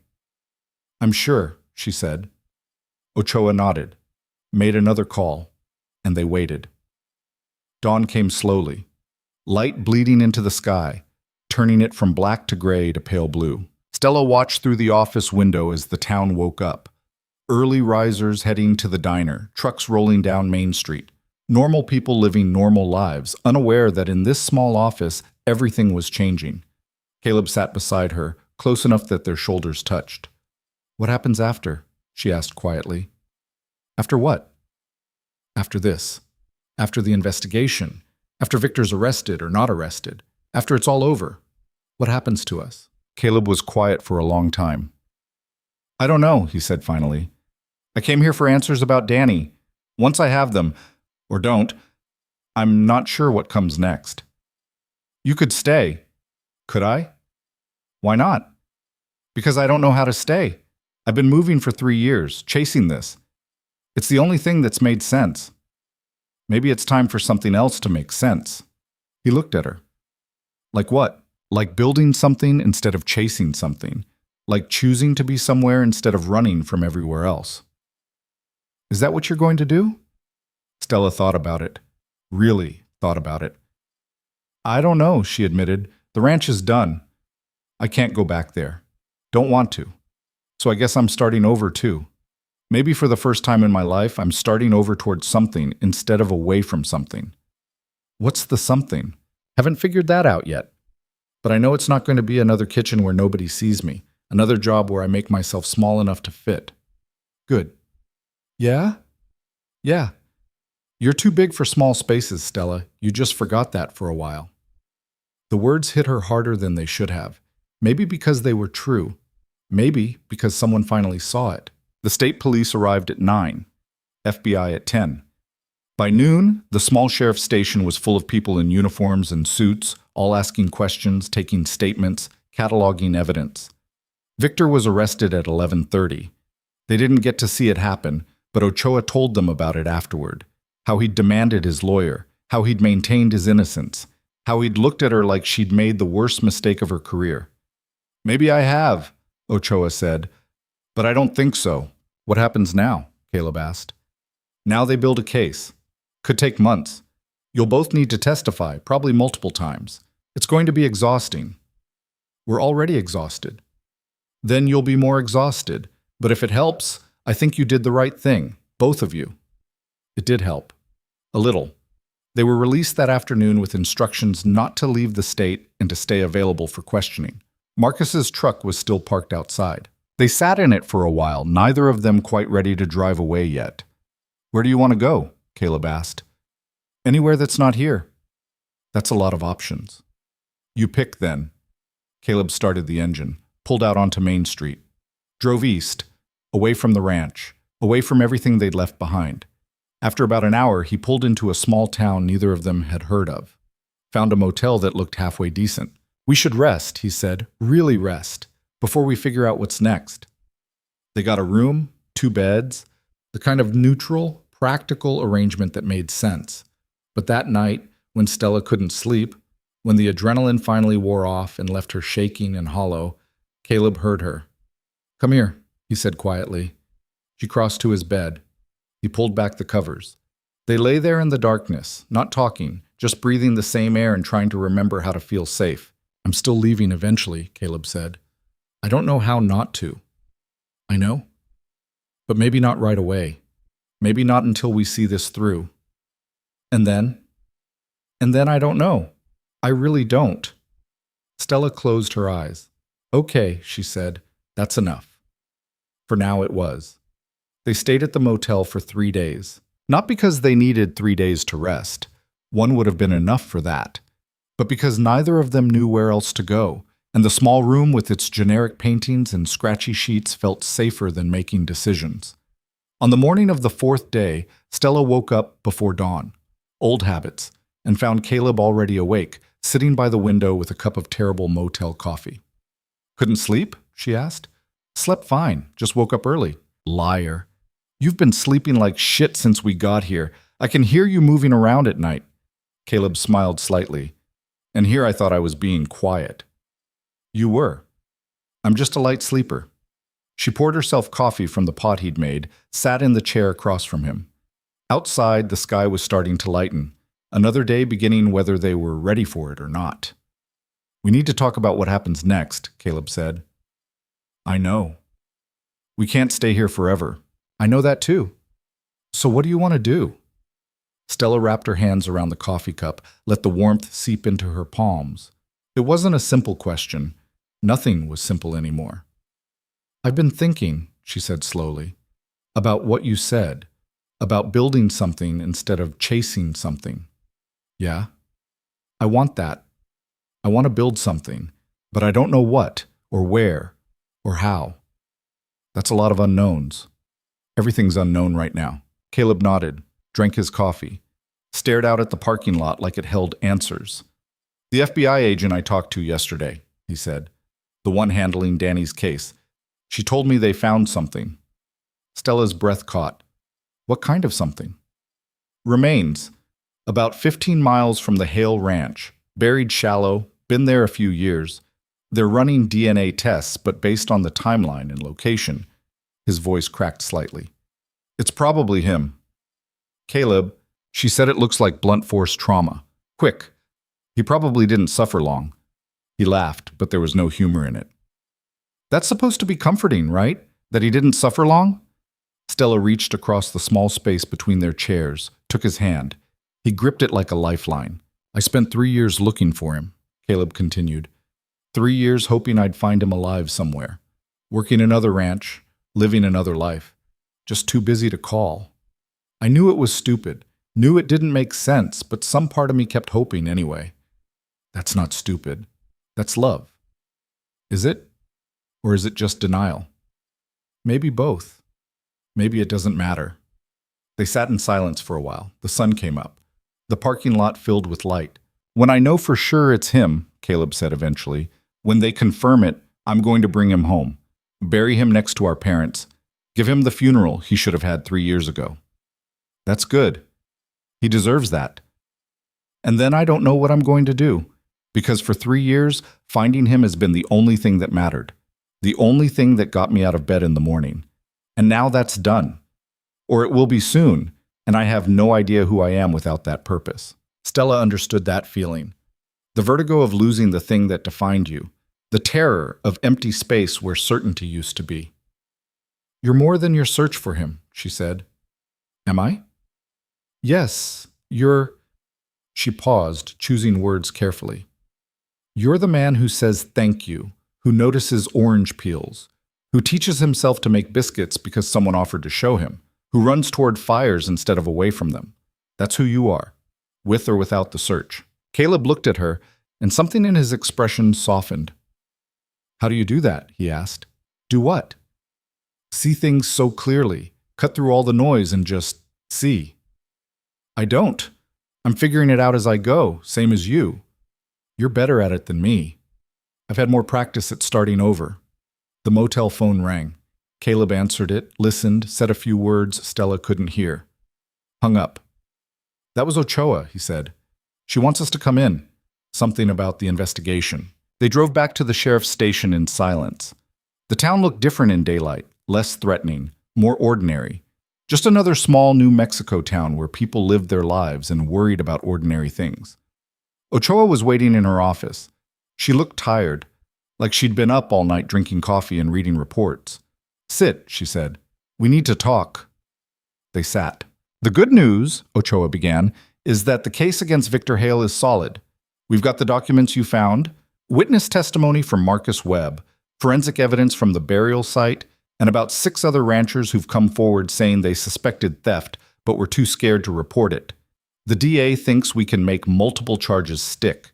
Cattle rustling, fraud, possibly murder depending on what the autopsy shows. And the bad news? Stella asked. The bad news is Victor's lawyer is good, really good, and they're already working on a strategy to discredit both of you. They're going to paint Caleb as a vengeful brother with an agenda, and Stella as... She paused. I'm sorry, but you need to hear this. As a bitter ex-employee who was fired for cause and is making false accusations. I wasn't fired, Stella said. They're claiming you were, have paperwork to prove it dated 2 weeks ago. Says you were let go for repeated policy violations and insubordination. That's bullshit. I was never... I know, but it's official-looking bullshit, signed and notarized, and Victor's going to use it to make you look unreliable. Stella felt something hot and acidic rise in her throat. Of course Victor would do this. Of course he'd have contingency plans, ways to protect himself even from prison. What about the documents we found? Caleb asked. The proof of the rustling? Also being challenged. Victor's claiming those were planted, that you broke into his office specifically to manufacture evidence. His lawyer's arguing that nothing you found can be trusted because of how it was obtained. So what are you saying? We did all this for nothing? No. I'm saying it's going to be harder than I thought. I'm saying you need to be prepared for a long fight. Court dates, depositions, testimony. And I'm saying Victor's going to do everything he can to make your lives hell in the process. He already has, Stella said quietly. Ochoa nodded. I know, and I'm sorry. But I need you to understand what you're signing up for if you continue with this. It could take a year, maybe more. You'll need to stay local so we can reach you for court appearances. You'll probably need lawyers of your own if Victor decides to sue you for defamation or theft. It's going to be expensive and exhausting, and there's no guarantee we'll win. But you think we can win? Caleb asked. I think we have a shot. A good one. But it's not certain. Stella looked at Caleb. He looked back. Some silent conversation happening between them that didn't need words. We're staying, Stella said. We're seeing this through. You're sure? We're sure. Ochoa exhaled slowly. Okay, then here's what happens next. She laid out the timeline. Preliminary hearings in 2 weeks. Full trial probably wouldn't start for 6 months. In the meantime, they'd need to find somewhere to live, some way to support themselves, some semblance of normal life while the legal machinery ground forward. When they left the station an hour later, Stella felt like she'd been hit by a truck. A year, she said. Maybe more. Maybe more, Caleb agreed. That's a long time to put our lives on hold.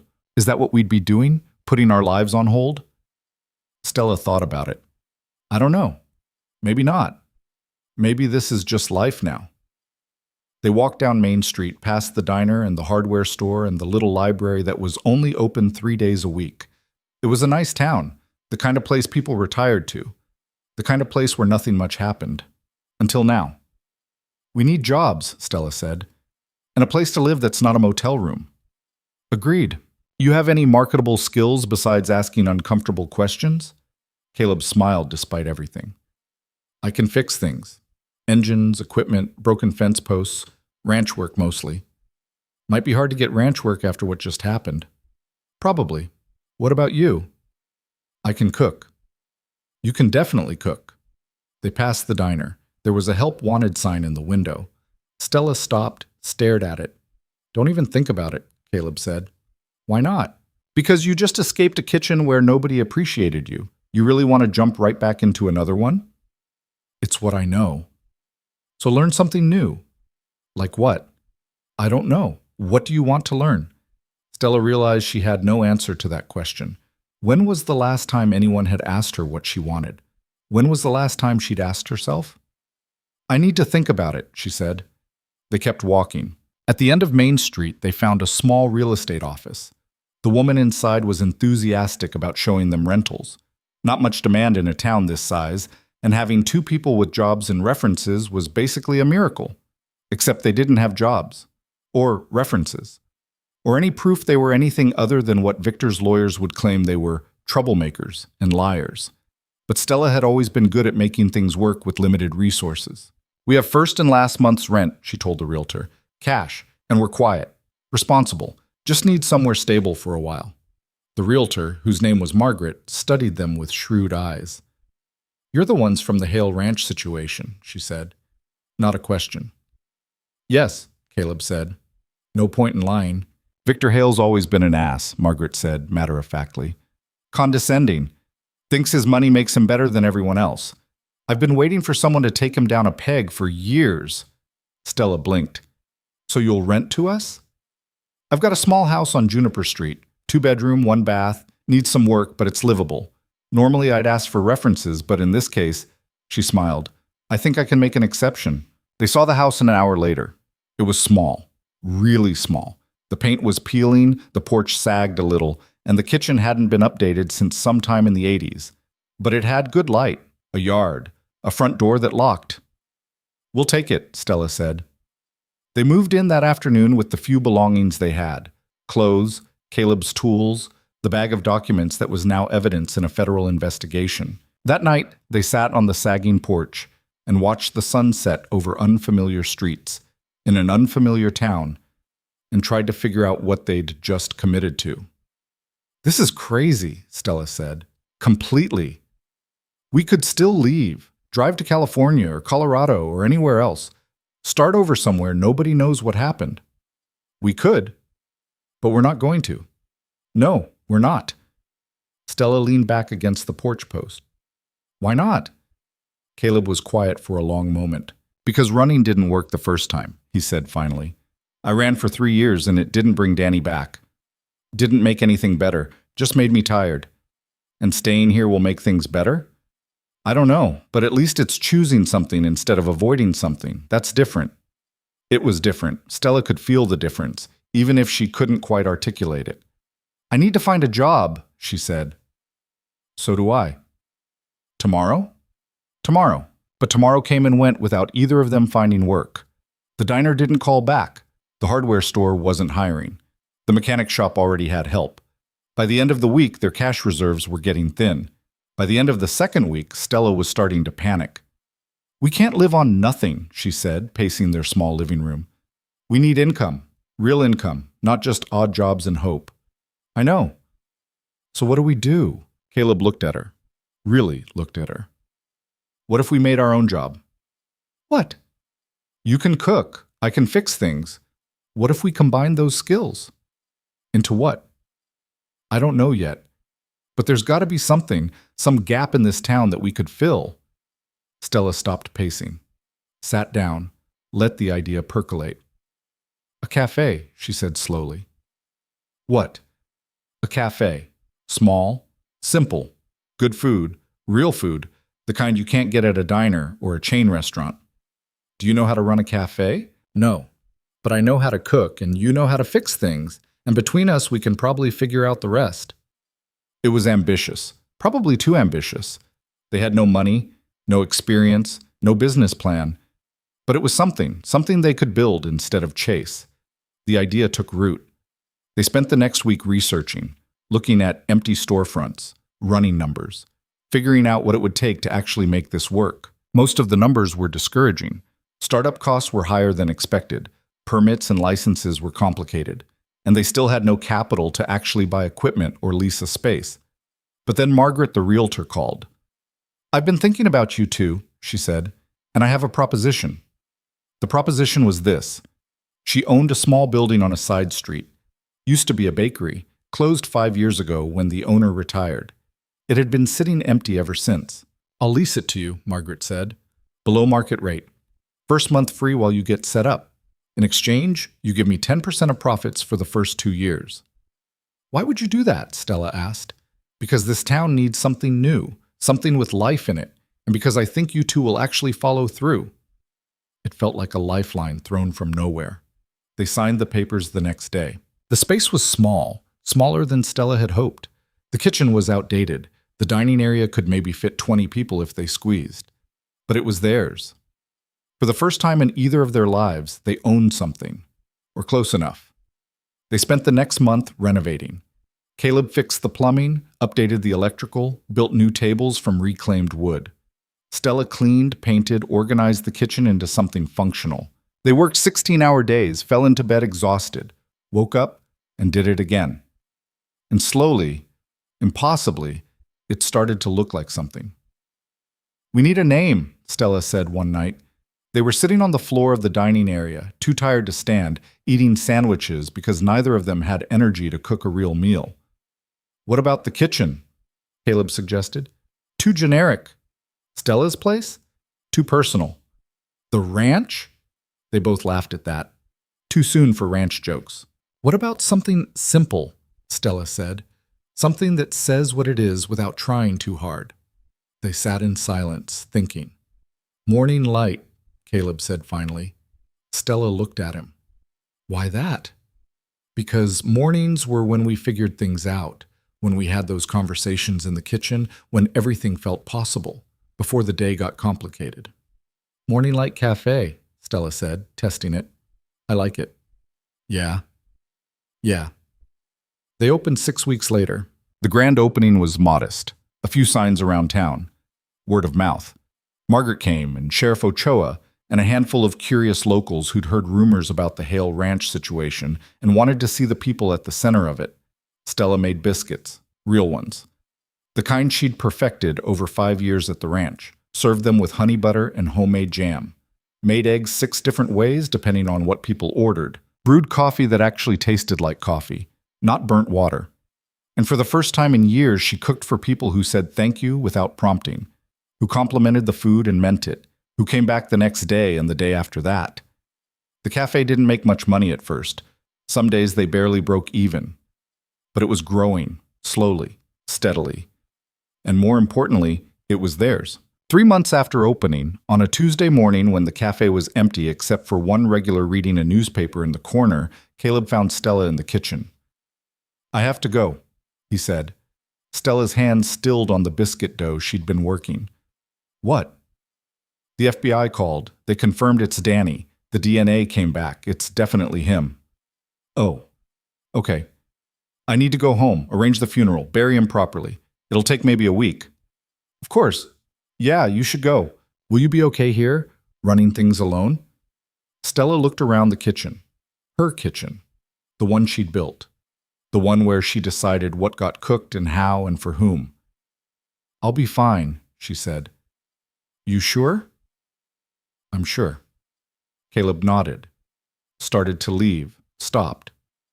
"Come with me," he said. "What?" "Come with me. To the funeral. You should be there."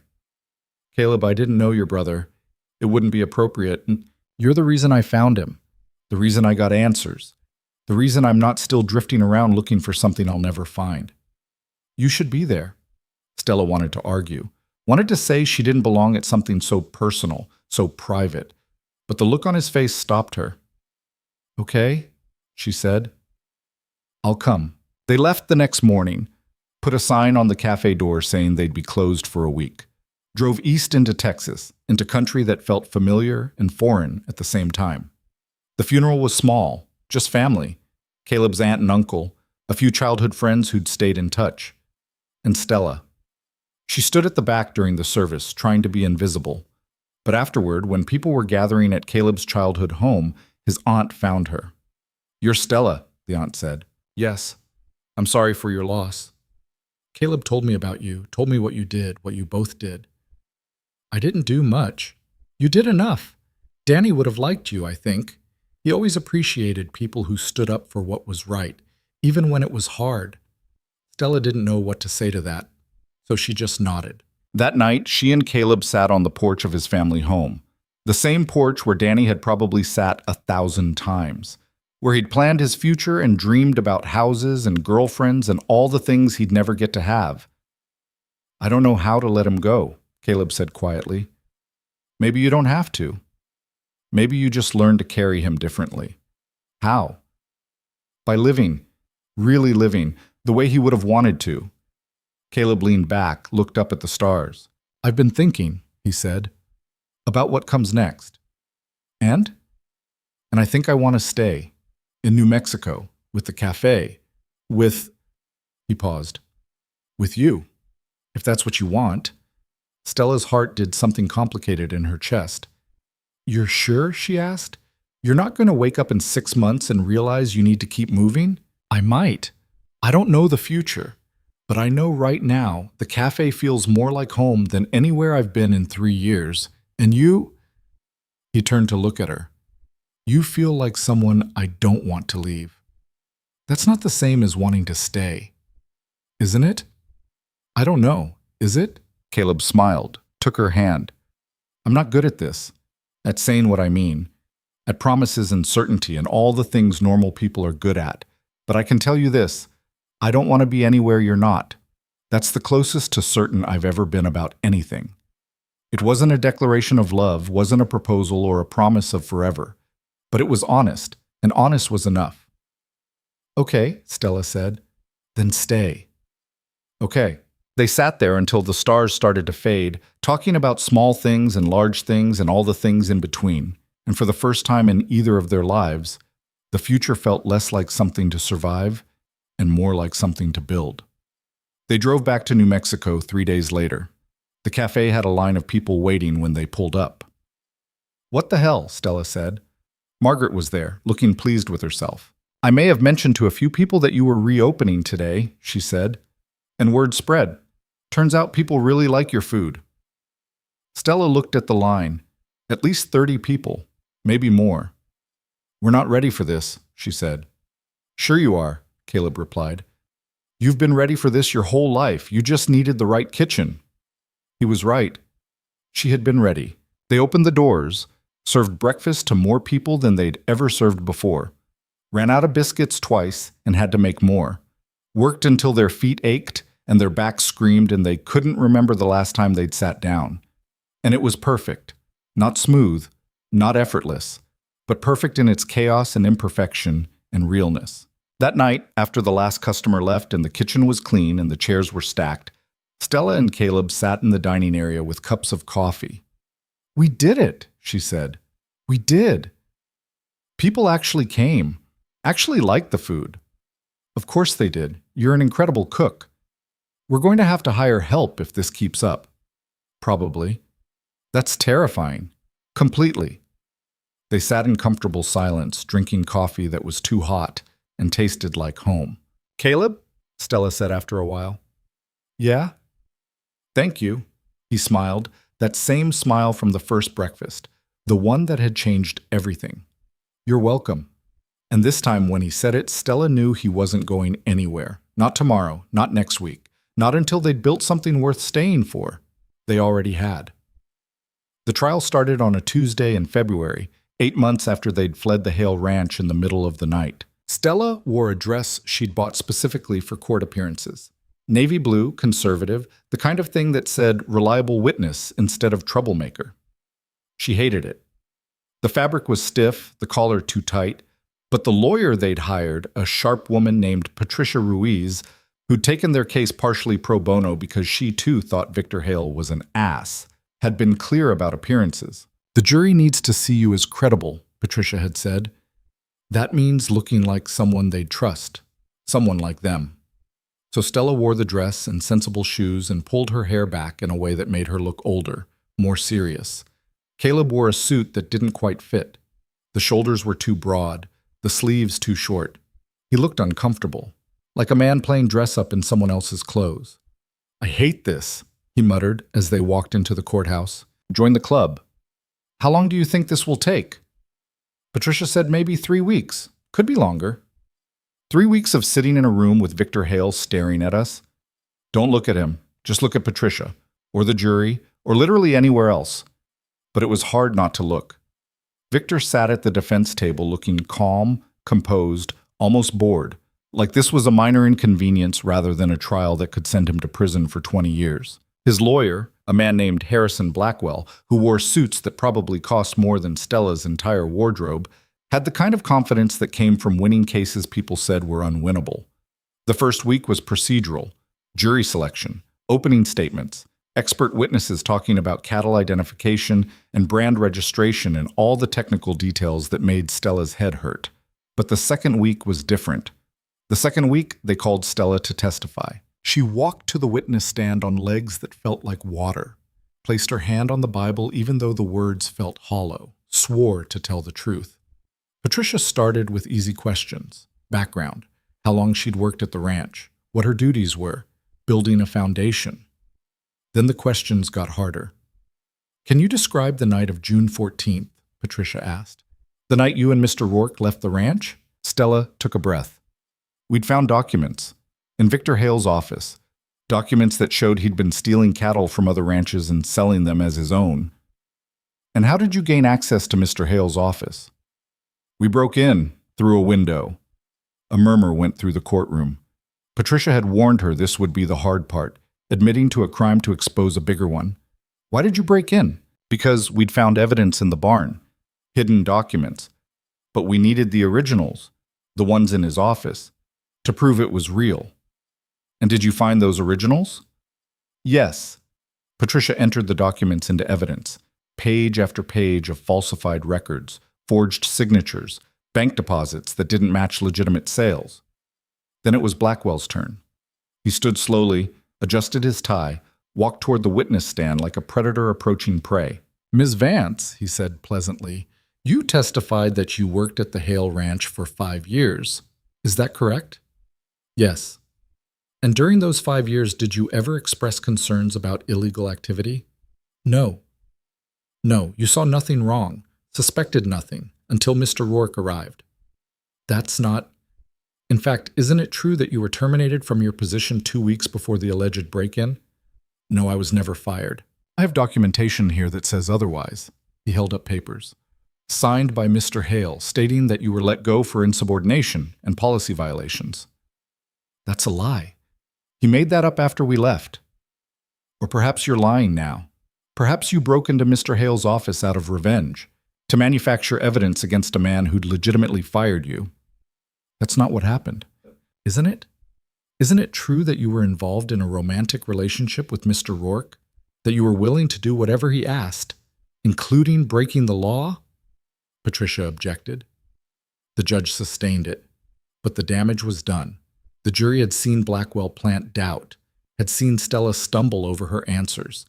When she stepped down from the witness stand 20 minutes later, her hands were shaking. Caleb testified the next day. He was better than Stella had been, calmer, more measured. He laid out the timeline clearly, explained why he'd come to the ranch, what he'd found, how the pieces fit together. But Blackwell tore into him too. Mr. Rourke, you came to the Hale Ranch under false pretenses. Is that correct? I didn't lie about my qualifications. But you didn't disclose that you were investigating the ranch, that you suspected Mr. Hale of criminal activity before you even met him. I suspected something was wrong, yes. Based on what evidence? Based on my brother's last phone call, where he told me he'd found irregularities in the cattle operation. A phone call, not documentation, not proof. Just a phone call from a man who, according to employment records, quit his job and left the ranch of his own accord. He didn't quit. He was killed. Allegedly killed. The remains found near the ranch haven't been definitively connected to Mr. Hale. The timeline shows a body was buried approximately 3 years ago, but there's no evidence proving Mr. Hale was responsible. No witnesses, no murder weapon, just your assumptions and your grief. Caleb's jaw tightened. Stella could see him struggling to stay calm. My brother wouldn't just disappear, he said. Young men disappear all the time, Mr. Rourke, especially young men working transient jobs in isolated areas. It's tragic, but it's not murder. The implication hung in the air. That Daniel had run off, gotten into trouble elsewhere, that his death had nothing to do with Victor or the ranch. It was a lie, but it was a convincing lie. The third week brought more witnesses, other ranchers who'd lost cattle, Marcus Webb, who testified about the culture of silence at the ranch, FBI agents who explained the forensic evidence. But Blackwell challenged everything, found holes in every argument, made it all seem circumstantial, questionable, built on speculation rather than fact. By the time closing arguments came, Stella wasn't sure which way the jury would go. Patricia did her best, laid out the evidence piece by piece, connected the dots, painted a picture of systematic theft and murder covered up by money and power. Victor Hale thought he was untouchable, she said, thought his wealth and his connections meant he could do whatever he wanted. Steal from his neighbors, silence anyone who questioned him. But Stella Vance and Caleb Rourke refused to stay silent. They risked everything to bring you the truth. Now it's up to you to decide what to do with it. Blackwell's closing was smoother, slicker. The prosecution wants you to believe in a conspiracy, he said, a grand scheme of theft and murder orchestrated by a respected businessman. But what they've actually shown you is a series of unfortunate coincidences and two people with axes to grind. Ms. Vance, who was fired and wanted revenge. Mr. Rourke, who was grieving and wanted someone to blame. They broke into my client's office, stole his property, manufactured a narrative, and now they expect you to send an innocent man to prison based on that narrative. The jury deliberated for 2 days. 48 hours of waiting, of sitting in the hallway outside the courtroom, of drinking bad coffee and trying not to think about what would happen if they lost. What if they find him not guilty? Stella asked on the second day. Then we tried, Caleb said. That's more than most people do. But it won't be enough. Maybe not, but it's what we've got. On the afternoon of the second day, the jury returned. Everyone filed back into the courtroom. Victor, his lawyers, Patricia, Stella, and Caleb. The foreman stood. In the case of the state of New Mexico versus Victor Hale on the charge of cattle rustling, we find the defendant guilty. Stella's breath caught. On the charge of fraud, we find the defendant guilty. Caleb reached for her hand. She gripped it tight. On the charge of second-degree murder and the death of Daniel Rourke, we find the defendant guilty.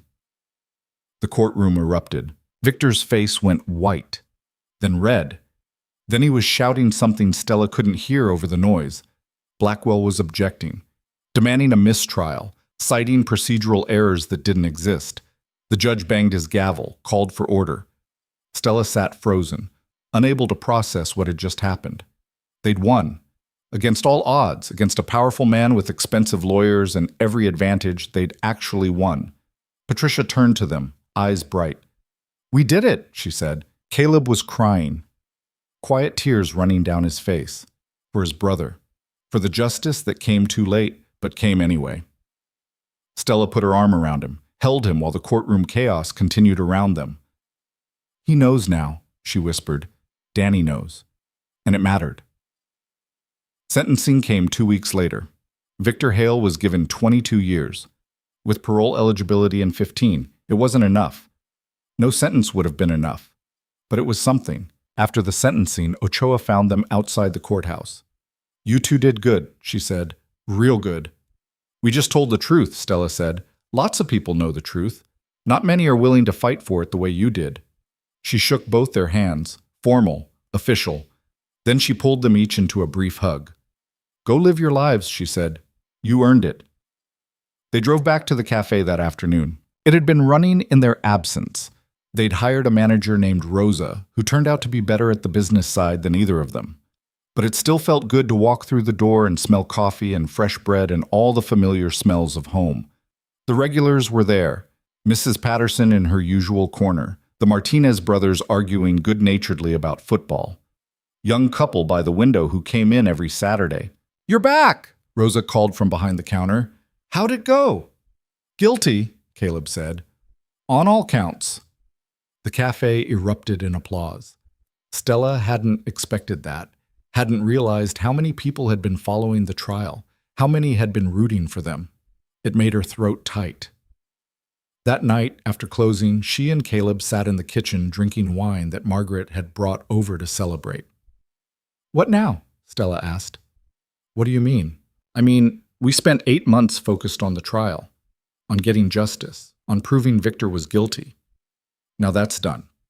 So what do we do with the rest of our lives? Caleb considered this. We keep building, I guess. Keep making this place better. Keep showing up every day. That's it? That's the plan? Why does there need to be more than that? Stella thought about it. About all the years she'd spent waiting for her real life to start. Waiting for something big and important to happen that would make everything make sense. There doesn't, she said finally. I think I just forgot that this. She gestured around the kitchen. This is the real life. This is what we were building toward. Is it enough? Yeah, I think it is. They sat in comfortable silence for a while. Then Caleb said, I've been thinking about expanding. Expanding what? The cafe. There's a space next door, used to be a bookstore. It's been empty for a year. What if we took it over, knocked down the wall, made the cafe bigger, added a bakery section? That's ambitious. So was opening the cafe in the first place. True. We could hire more people, maybe some kids from the community college who need work experience. Give them the kind of chance nobody gave us. Stella looked at him. At this man who'd come into her life looking for answers about his dead brother and somehow become the person she built a future with. When did you get so optimistic? She asked. About the same time you taught me to make biscuits. She laughed. Those were terrible biscuits. They got better. Eventually. Most things do, if you stick with them long enough. 6 months later, they knocked down the wall. The expansion took 4 months, cost more than they'd planned, nearly bankrupted them twice. But when it was finished, Morning Light Cafe was 3 times its original size, with a full bakery, a proper espresso machine, and enough seating for 60 people. They hired 4 new employees, 3 college students and a retired teacher who wanted something to do with her mornings. The day they reopened, the line stretched around the block. This is insane, Stella said, watching from the kitchen. This is success, Rosa corrected. Get used to it. Stella had never been good at accepting success. Had spent so many years expecting disappointment that when good things happened, she kept waiting for the other shoe to drop. But slowly, over months and then years, she learned to trust it. Learned that sometimes good things stayed good, that sometimes the people who said they'd stay actually did. On a morning 3 years after the trial, Stella woke up before dawn out of habit, went to the cafe early to start prep work. She found Caleb already there making coffee. Beat me today, she said. Couldn't sleep. Bad dreams? No, just woke up. Felt like coming here.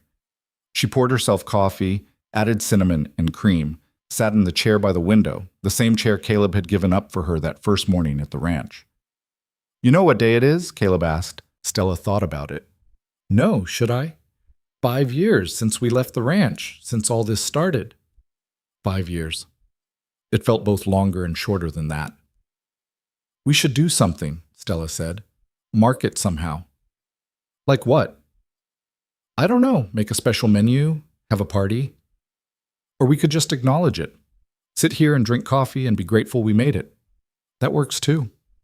They sat in the quiet cafe watching the sky lighten through the window. Do you think about it? Stella asked. The ranch, Victor, all of it. Sometimes. Not as much as I used to. Do you think about Danny? Every day. But it's different now. Not the grief that makes it hard to breathe, just memory, presence. Like he's still around, just in a different way. Stella understood that. She had her own ghosts, her own memories of people and places that shaped who she'd become. I used to think I needed to be someone different, she said, someone stronger or braver or more put together. But I think maybe I was always those things. I just needed to remember. You were definitely always those things. How do you know? You didn't know me before. I know you now. And people don't change that fundamentally. They just become more themselves. It was a nice thought that she hadn't transformed into someone new, but had just found her way back to who she'd always been underneath. The first employee arrived at 6, then the others. The cafe filled with the familiar morning routine. Stella made biscuits, Caleb brewed coffee. Rosa managed the front. And it worked. This thing they'd built. This life they'd chosen. At 8 o'clock, a woman came in. Stella had never seen before. Mid-30s, expensive clothes, the kind of purposeful walk that said she wasn't here for breakfast. Are you Stella Vance? The woman asked. Yes. I'm Jennifer Calloway. I write for Southwest Living magazine. I'd like to do a feature on your cafe." Stella blinked. "A feature?" "We've heard incredible things. About the food, yes, but also about the story. How you and Mr. Rourke built this place. How you stood up to corruption and then created something beautiful from the aftermath." "I don't know if I'd call it beautiful." "I would. May I sit? Ask you some questions?" The interview took 2 hours. Jennifer was thorough, asking about everything from recipes to the trial to what it felt like to start over. When it was finished, she closed her notebook. "This is going to be a great story," she said. "People need to hear about places like this, about people like you. We're not special. You are. You just don't realize it yet." The article came out 3 months later. 4 pages. Full-color photos. A headline that read, "Morning Light, How Two People Built Hope from Hardship." The week it published, they got calls from 3 different restaurant groups wanting to franchise the concept. A publisher asking if they'd considered writing a cookbook. A documentary filmmaker wanting to tell their story.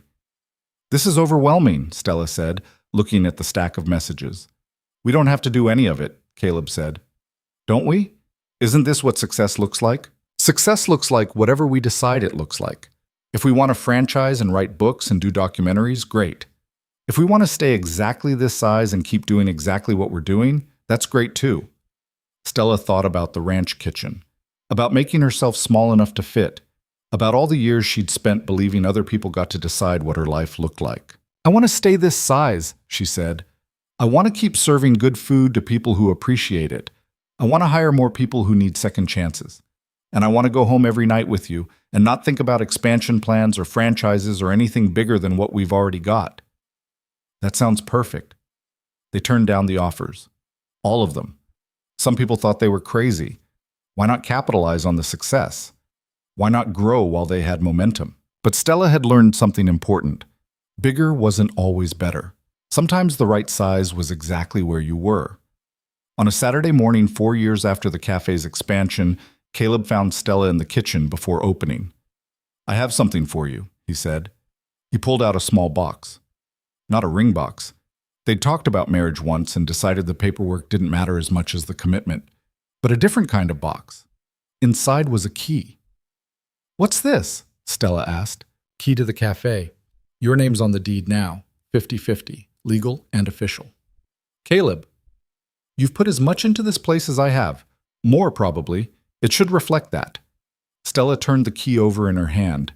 Such a small thing, but it meant ownership, partnership, equality. "Thank you," she said. "You're welcome." Those words again, the ones that had built everything else. That afternoon, after the lunch rush, a young woman came in looking nervous. "Are you hiring?" she asked. Stella almost said no. They had a full staff. But something about the woman's expression stopped her. The combination of hope and desperation that Stella recognized from her own reflection years ago. "What kind of experience do you have?" she asked. "Not much. I worked at a diner for a while but got let go. And before that The woman hesitated. "I was in a bad situation, with my ex. I'm trying to start over, but nobody wants to hire someone with gaps in their resume and no references." Stella knew that story, had lived versions of it. "When can you start?" she asked. The woman's eyes widened. "Really? You're hiring me? You show up on time, work hard, and treat people with respect. You've got a job. We'll teach you the rest." The woman, her name was Lisa, started the next day. She was terrible at first, burned toast, spilled coffee, mixed up orders. But she showed up, every day, on time, trying. And slowly, she got better. Stella watched her progress and saw her own journey reflected back. The fear gradually replaced by confidence. The hesitation giving way to competence. It felt good, helping someone else find their footing. Maybe that's what all of this had been about. Not just building a cafe or getting justice or finding answers, but creating a space where people could become who they were meant to be. Where second chances were standard rather than exceptional. Where showing up and trying was enough. One evening, Stella and Caleb sat on the porch of their house. They'd bought it from Margaret 2 years ago when she decided to retire and move closer to her daughter. "You know what I realized today?" Stella said. "What?" "I'm happy. Actually, genuinely happy. Not waiting for the other shoe to drop, not expecting everything to fall apart, just happy. That's good. It's terrifying, Caleb laughed. Why terrifying? Because I don't know how to trust it. Don't know how to believe it'll last. Maybe it won't. Nothing lasts forever. But that doesn't make right now any less real. He was right. She knew he was right. But letting herself feel happy, really feel it, without reservation, was harder than she'd expected. I spent so many years shrinking, she said, making myself smaller, expecting less. It's hard to remember I don't have to do that anymore. Then I'll remind you, every day if I have to. You already do, every morning, with the coffee and the orange peel and all the small things you think I don't notice. I know you notice. That's why I do them. 10 years after they left the Hale Ranch, Morning Light Cafe was a fixture in the community. They'd expanded once more. Not the physical space, but the mission. Started a program training formerly incarcerated people in food service. Partnered with the community college to offer internships. The cafe had become more than a restaurant. It had become a second chance machine, a place where people who'd been knocked down could learn to stand up again. Stella was 47 now. Caleb was 49. They had gray in their hair and lines on their faces and bodies that reminded them they weren't 20 anymore. But they also had something neither of them had expected to find. A life that felt complete, not perfect. Never perfect. They still fought sometimes, still had bad days, still struggled with money and staffing and all the regular problems of running a small business. But they faced it together. And that made all the difference. On the 10-year anniversary of leaving the ranch, they closed the cafe for the day and drove out to the cemetery where Daniel was buried. They brought flowers, sat by his grave for a while. I did it, Caleb said quietly. Built something, stayed somewhere, became someone who doesn't run anymore. I hope you'd be proud. The wind moved through the trees, carried their words away. I think he would be, Stella said. Yeah, I think so too. They drove back to town as the sun set, past familiar streets and familiar buildings and the life they'd built from nothing. When they got home, there was a package waiting on the porch. Stella opened it. Inside was a letter from Marcus Webb. She hadn't heard from him in years. He'd testified at the trial and then disappeared, presumably to start over somewhere far from Victor Hale's reach. The letter was short. Stella and Caleb heard about the cafe from someone passing through. Sounds like you made something good. I'm glad. The world needs more good things. I'm in Colorado now, working a ranch, honest work, honest pay. Learning to sleep at night without guilt sitting on my chest. Thank you for having the courage I didn't. For doing what was right even when it was hard. You reminded me what integrity looks like. Take care of each other. Marcus. Stella folded the letter carefully. He's okay, she said. Marcus is okay. Good. He deserved that.